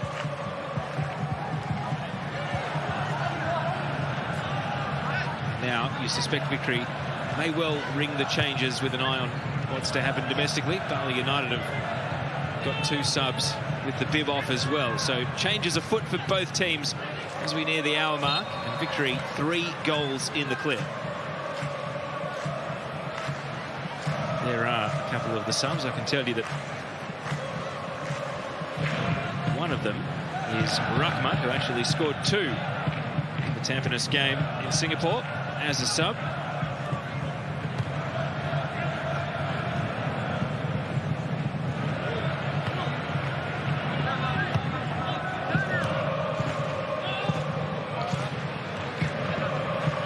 Stormroo goes back to his keeper.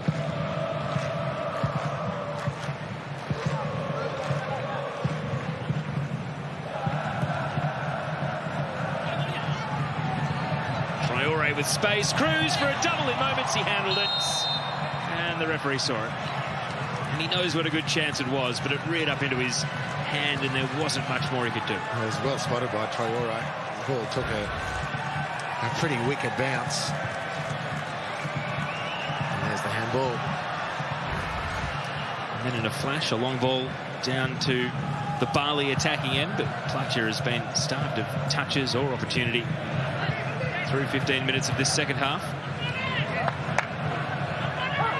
The other Bali player getting ready is Siddiq Samima.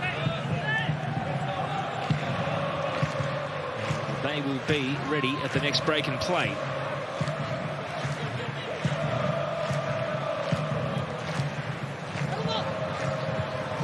I just hope for the sake of the competitiveness of this game that it's not Paulo Sergio coming off, because he's probably been the shining light, keeping the intensity and the standards high for Bali United out there, even as the game starts to slip away.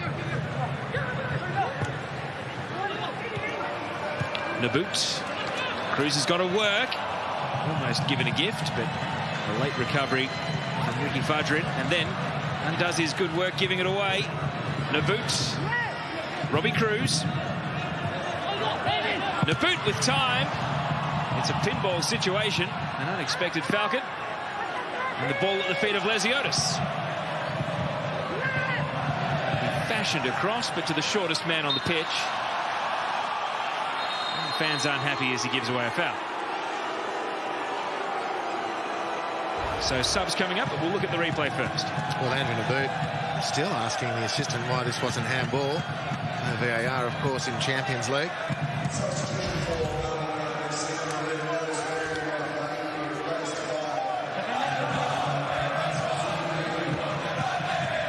So Yabez Roni, who had done a lot of work down that right flank, comes off for Siamsuddin Rahmat.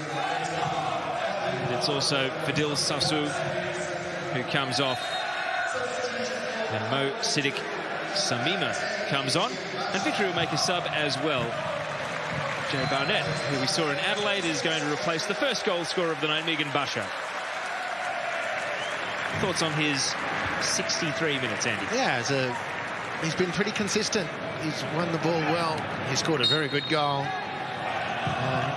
Deserves a rest. They'll need him in the spate of games coming up. Good contribution from Megan Basha.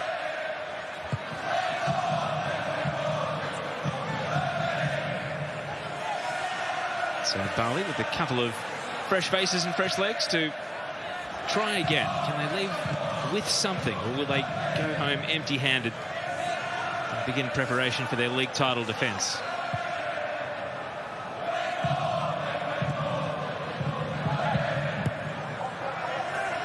A vicious pass from Lawrence Thomas has been intercepted. And it is one of those new faces, Ruckman, but he can't do anything on this occasion.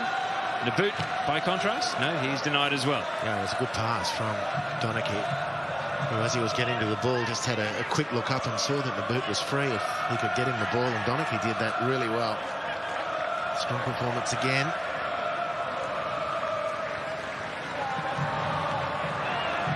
Well, I'm very surprised because Ola Toivonen has been called to the bench and is taking off his bib and having a word with Carlos Salvatore. In the meantime, Robbie Cruz, he's away, cutting it back, behind Hope. Didn't want to use Cam Sober and instead skies it into the south end. Well, he made the space quite nice. Onside was Robbie Cruz. The cut back for Lesiotis. He made the space very coolly. But maybe by the shot, evidenced by the shot, he wasn't as cool as he looked. It's going to be 20-odd minutes of football action for Ola Toivonen, getting back in the swing of things. Is it the right call, Andy? I suppose, given their if you need game time, yeah, if he needs game time, sure. Barnett hurried into the pass. Hope just delays and delays, and now Cruz. He's got plenty of defenders to contend with, but Naboot has time. Shut down at the last.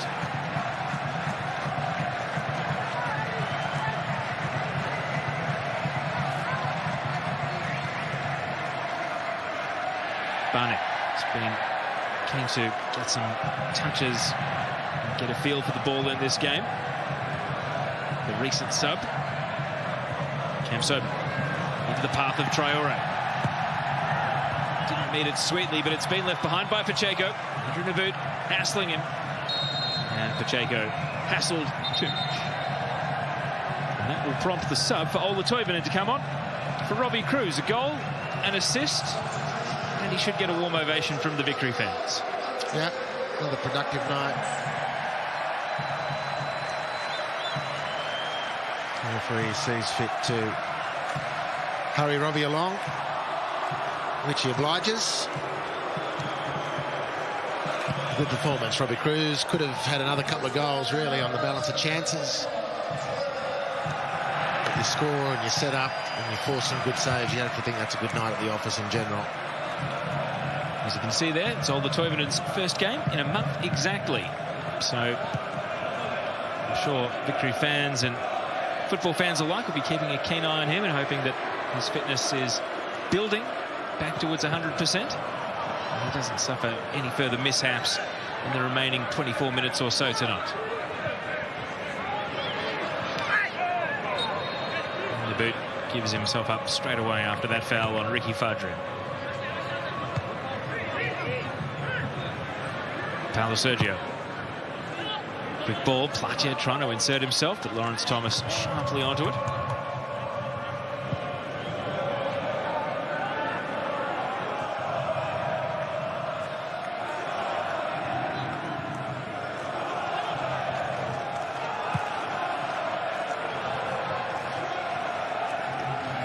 Lazieros. Toivonen. Tiptoe around the slide tackle.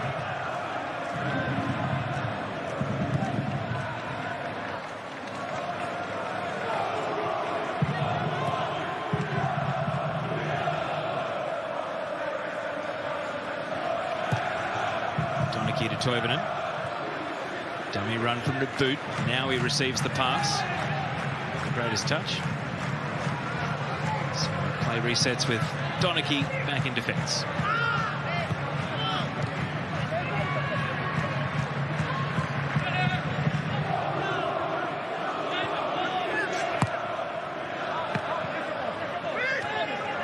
See Victory trying to lift the tempo, but not able to really cut through the midfield on that occasion. Well, you're going to be getting into the stage of the game now where, as much as Bali United have been hanging on, physically you'd imagine they're going to find the going from about 70, 75 minutes on. Very difficult. Given the stage of preparation they're at for their season.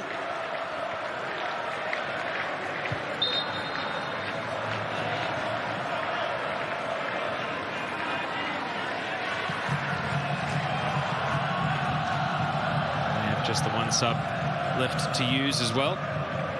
It's interesting because they do have full Indonesian internationals, Gavin Kwan and Lerby Eliandri, sitting on the bench. Both of them were in Indonesia's most recent World Cup qualifying campaign squad in November. Haven't seen either of them tonight off the bench as the flag goes up here. Well, one of the better outcomes of the night so far has been the next step up the recovery run of Adama Traore. He's been very, very prominent down the Victory left-hand side. He's hit some really willing service into the penalty area. Each week he gets stronger and better and more like the Adama Traore we remember so fondly. That's a slip from Donachie. Platje, this is his chance. Broxham on his case, and Ruckman puts it over the bar. And he's not the super sub tonight. Definitely Bali's best chance of the second half, and he's cooked it. Well, the slip, well, the misjudgment from James Donachie really opened the way. Broxham there again, just annoying people, sliding in, attracting their vision at the key moments. It rushes the nervous system up. The striker cues it high when he should finish it. Don't underestimate that last-ditch effort from defending like that. On this instance, it was provided by Lee Broxham, not for the first time he's done it. Very distracting for a striker. You say best chance, as you can see from that graphic a moment ago, it was their only shot the second half so far. And they'll get a free kick out on the wing here, which they've taken quickly.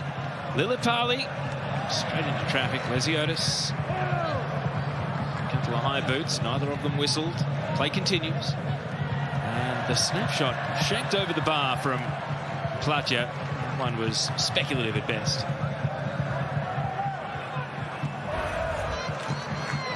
Yeah, it's difficult for Josh Hope to beat Pacheco in that situation, and the ball bouncing back into the zone for Platja, who pretty much just took a speculative swing at it.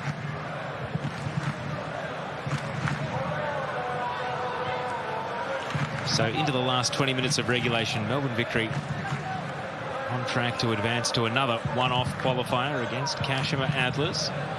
Winner of that one goes through to the group stage of the Champions League. Joining, of course, Perth Glory and Sydney FC.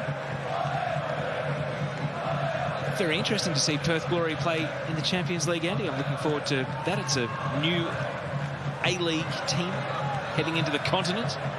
Well, it's been, a very clearly stated aim of the club for a number of years now. I mean, all the clubs talk about qualifying for Asia, but Perth have been, as a club, very, very voluble in their attitudes towards the Champions League and their proximity to Asia compared to the Eastern Seaboard here. I really see it as a part of the football world they want to get involved in. So it's a great opportunity for the Glory. They've worked hard for it, invested in this opportunity. Tony Popovic, the coaching appointment of him, has delivered that outcome. Happy with the yellow for Stormroot here. No, it's just a free kick. It does seem a little harsh. I think, yeah, he's right to throw his arms up in frustration. Paulo Sergio is going to win his second foul in a matter of seconds. And my delineator there, Teo, is as long as it's not violent play, if it's a football challenge, you're going for the ball, you just get it wrong, it's a free kick. It's these ones which are just callously and fully intentional in their aim to stop a play without playing at the ball. It just continues with impunity. I do find it amazing. Just to finish on Perth Glory, of course, they signed Vinny Leah today. He was released by Adelaide for more opportunity, and Perth have come in and snapped him up. And I suppose when you've got a continental campaign to think about, he'll be vital depth to their midfield. Super veteran, Vinny Leah. Well, we wish him the best. He's been a great servant for all the clubs where he's played. Melbourne Victory, the first of them, of course. And he'll be no stranger to the long travel, having spent a decade at Wellington, of course. You do wonder if Adelaide United are going to look to replace Vinny. They wouldn't have looked as though they were over-endowed with depth. It's getting a little scrappy as players fly in, go to ground. The result is victory ball. How many more have they got in them tonight? They've brought on Toivonen, but he hasn't thrown himself lustily into anything just yet. Yeah, well, it gets into that stage, doesn't it, Teo, where you finish a game in a qualifier like this against an opponent such as Bali. You leave the field 3-0 victors, and people think, well, yeah, you're through to the next stage, and basically we expect you to win by that sort of margin. Or do you grab the opportunity to try and bang some goals away and blow away the cobwebs in your goal scoring, which certainly let them down last Friday night in the A-League. The only team that can lament that fact. There's a few around the comp at the moment, but certainly it's Victory's opportunity now in this forum, in a competitive match, to really start running through the gears. That's good from Hope. Knew where Cam Sober was running, and Elvis takes it and goes. Lesiotis keeps it moving. Naboot! Oh, and Elvis flung himself at what looked like a mishit shot. And you can hold that one against him. He nearly made something out of nothing. This is the case in point. Brilliant release again. And Cam Sober carrying the ball to the edge. Lesiotis does really well. Feeds Naboot. And it's got to be 4-0 there. But this is neither a shot nor a cross. And it completely speaks to the lack of confidence, the jitters in front of goal at the moment. It'll change. The point is, this is the night to change it. You're going to get plenty of chances. You're right. There's 15 live minutes of action here to hone the radar, celebrate a goal, feel good going into the weekend's A-League action. Bali United, they just want a collector's item to take home from their Australian holiday. They won't get it here. Navut. Toivonen, and Navut works through the gears. Does he go all the way himself? He won't be allowed to. Late challenge coming in from the sub, Samima.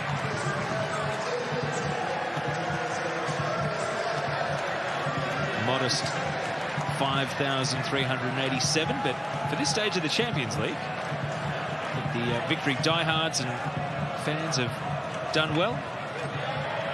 With the tennis on, it means the main car park for Melbourne Rectangular is out of commission, so you've got to improvise if you want to drive in. Of course, for those of you not in Melbourne, it is one of the best public transport cities to get to the sporting arenas. And Hope here will be trying to make it 4 and keep the goals coming. And that one is easy pickings for Hendrua.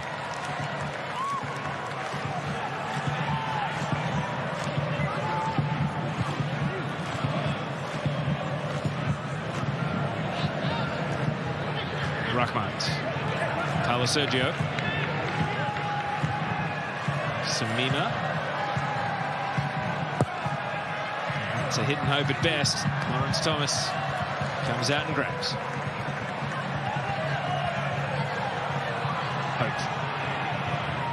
Toivonen walking pace, but Barnett wants to speed things up. Camps over. Josh Hope. The shot's on. And he screws that well wide. Well, he's tightening up, Josh Hope. He's stretching his leg out. He received that ball on halfway. And as he's controlled and looked up, for some reason, he's decided not to drop the ball in for Elvis Kamsoba. Anyway, they take a longer, slower route to goal, which presents this shooting opportunity. Never really looked likely.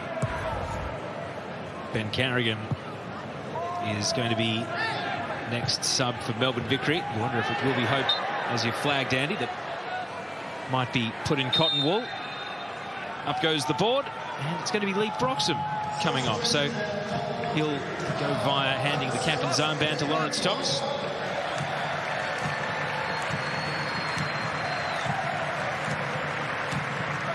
And then he'll leave the pitch right in front of the main collective of Victory fans. And Ben Carrigan comes on. So that's all 3 subs for Victory, with Barnett, Toivonen, and now Carrigan entering the game in this second half.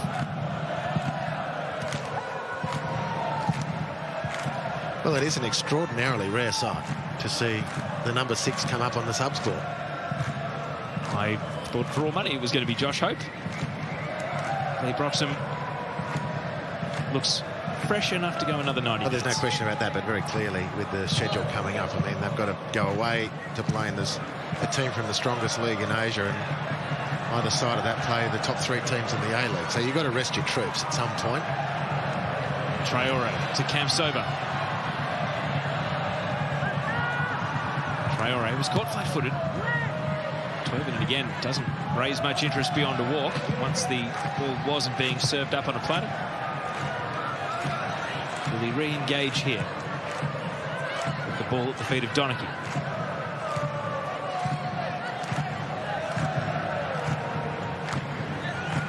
Almost an accidental pass from Hope, but it's going to work out. The chain continues.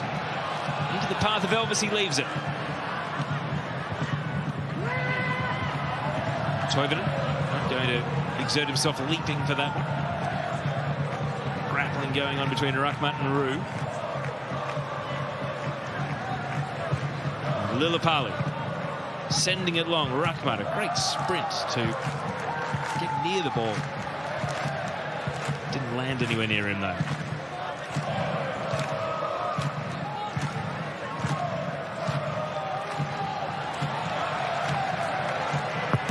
Traore, and the deflection will take it out for a bit of a bonus corner for Melbourne Victory. That's quite comical, as Bali make the change, not that they're making a substitution, but beautiful flick from Kamsoba to Traore, who was belting down the line again.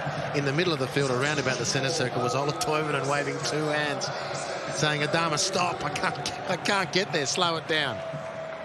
Stefano Lillipali leaves the game. It's bright early, but definitely faded as the game has gone on. And he's being replaced by Gavin Kwan, American father, but 9 caps for Indonesia. Briefly played for CFR Cluj in Romania, but the majority of his career played in the Indonesian leagues. And so, a corner to be taken by Toivonen. And Hendrawan knocks it down. They haven't cleared the danger, and Barnett is denied by the crossbar. And then the defence. Toivonen! How about that? Ola Toivonen, easy as you like. Welcome back to victory colours, and welcome back to the score sheet.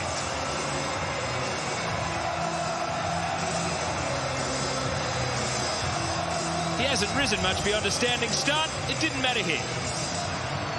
Well, the Bali defence, all at 6s and 7s, and you're just thinking, what a pity for Joe Barnett. And then when you see this, you're thinking, thank goodness for the crossbar to deny the youngster. And at a moment it would have been for him. But what a moment it is in general to watch a master in action. This is simply brilliant. That's what victory have been missing. You can't coach that. That's pure class from Ola Toivonen. His Champions League scoring record looking pretty good, even though it was defending very much that victory down in the group stage last campaign. He's back with a goal. That is good news for all concerned, and we suspect that'll put a smile on a lot of victory fans' faces heading into that aforementioned tough run of A-League games and the Kashima game coming up. Well, what they're looking for now, just, I don't want to hammer the point, but in the minutes that remain, 10 or so, including plus stoppages, what they need out of here is for Naboot and or Kamsoba to get a taste of goal scoring. There'll be plenty of space still. Salvatore hopefully will be driving the team to the end. Keep playing the ball forward, play it forward quickly, look forward. If it's on, play it. Let's get these guys in front of goal. Let's get into the swing of goal scoring.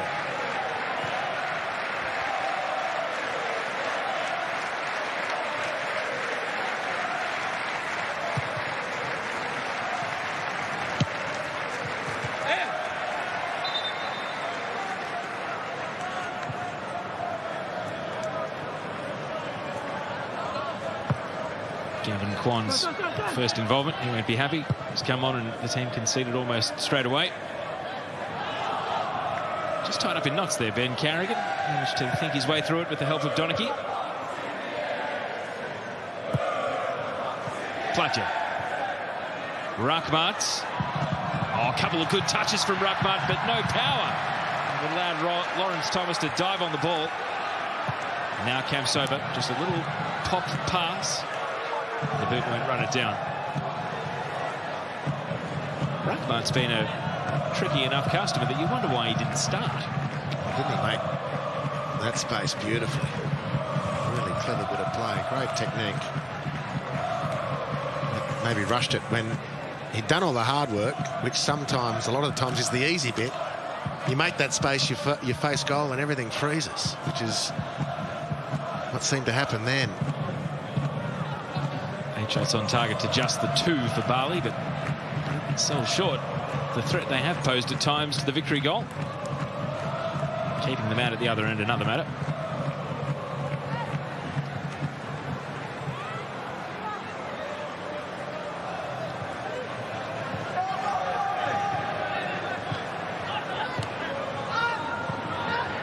Paulo Sergio's pass. Nuri. Diaz. Nuri to Platja. Donachie loses out.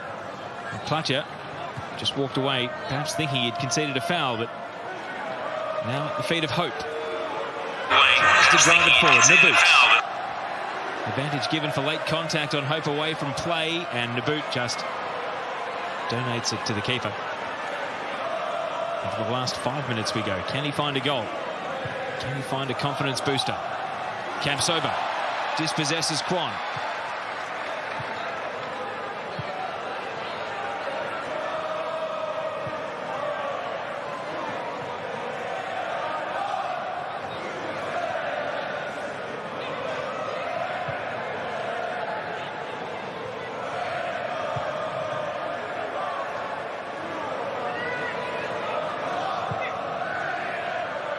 Hope left with the task against Ricky Fadrin.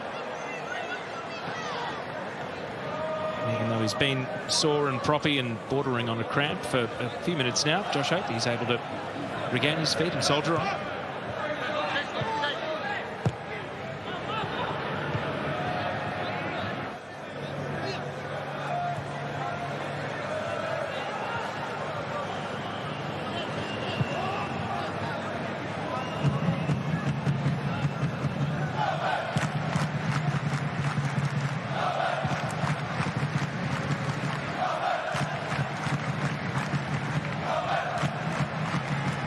Lesiotis forced to defend his position on the ball. Toivonen just strolling, taking it easy. Eventually saw a pass that he liked. Hope, Naboot makes a break for it. No one in the box to cross to. Hope again. Let's telegraph that pass, intercepted by William Pacheco. Platja. Samima. Kwon. Platja, 1-2 with Kwon. Ruckmart calls for the ball ahead of play, but Platja is going to feed it to Paulo Sergio.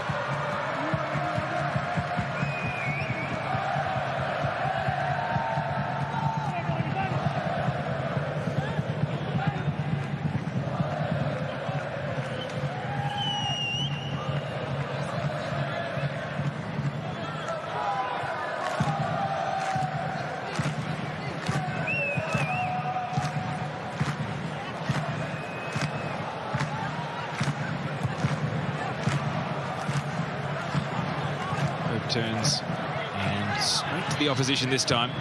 Not sure who the intended target of the pass was, whether it was in front of Barnett or behind Naboot. It matters not. Ricky Fadrin. Ruckmart. Misdirected pass. And so with 2 minutes of regulation to go, Andy, how do you think Victory will approach this Kashmir game? Group stage has really been their nadir as a club, because we've seen Australian teams do such good things in the Champions League, and yet Victory, for all their resources and success, it's just been the code they can't crack, and yet they'll probably go into the Kashmir game a severe underdog to even get that far this season. Yeah, that's true. I mean, away, Kashmir at home would be hard enough. That Victory's successes in the Champions League have principally been home-based. They haven't travelled well. And you know, this Victory team's not in as good a nick as some of its predecessors. I don't think there's any trade secrets been revealed there. So extraordinarily difficult next week with a game against arch rival Sydney FC in between. But you know, 4-0 could have been more. It's a great confidence booster. The big ones they needed out of the game was, in my opinion, when Naboot and Kamsoba to get some goal-scoring action, have had chances. And they've got to break that cycle. This has been a great opportunity for that to happen. Last minute of regulation then. Will Melbourne Victory round it out with a fifth, or is 4 enough? Lesiotis happy to concede 30 metres.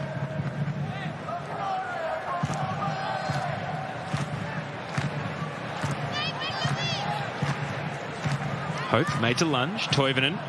Kamsoba. Is this it for Elvis? He's got his goal. Out comes the flip.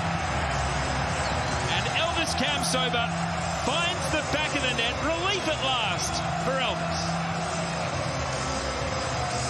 Oh, look at the lips blow out. You don't reckon that's a weight off the shoulders? Not so much a gorilla now, perhaps just a chimpanzee on those very talented shoulders. Great touch, cool finish. That's the business, Elvis.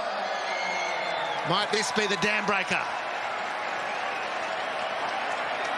I tried that, it'd be a backbreaker. That's perhaps the least excited forward flip you'll see as a goal celebration, almost like it's in his contract just to pull one out if he finds the back of the net. And as we go into 2 minutes of additional time, it is a nice handful for Melbourne Victory. 5 goals to 5 different scorers.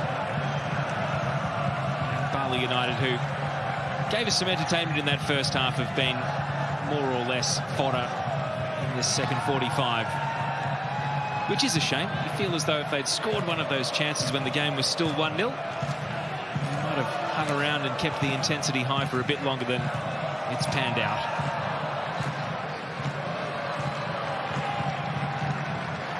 So Kashima Antlers awaits.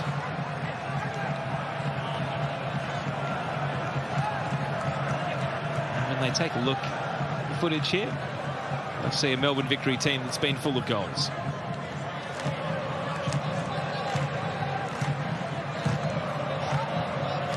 Three goals and a lot of subs in 2 minutes of stoppage time. I can't work this out. There is no algorithm, is there?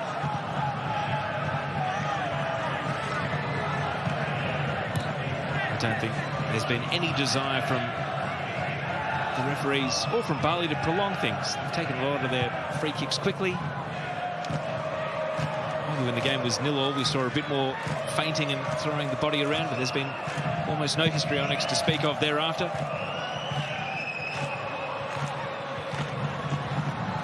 And aside from one particularly memorable offside and maybe a few questionable yellows, I think it's been a reasonably refereed game. Put it this way, for an AFC match, I think you'd be pretty rapt. That will do. On to the next. Kashima Antlers await Melbourne Victory on their road to the group stage of the AFC Champions League. And the Australian club puts 5 past the Indonesian League champions on this opening night of Champions League action for 2020. That's it at Melbourne Rectangular Stadium. Melbourne Victory 5, Bali United 0. And 5 different scorers as well. Ola Toivonen's first action in a month. He scored. Robbie Cruz, a goal and an assist.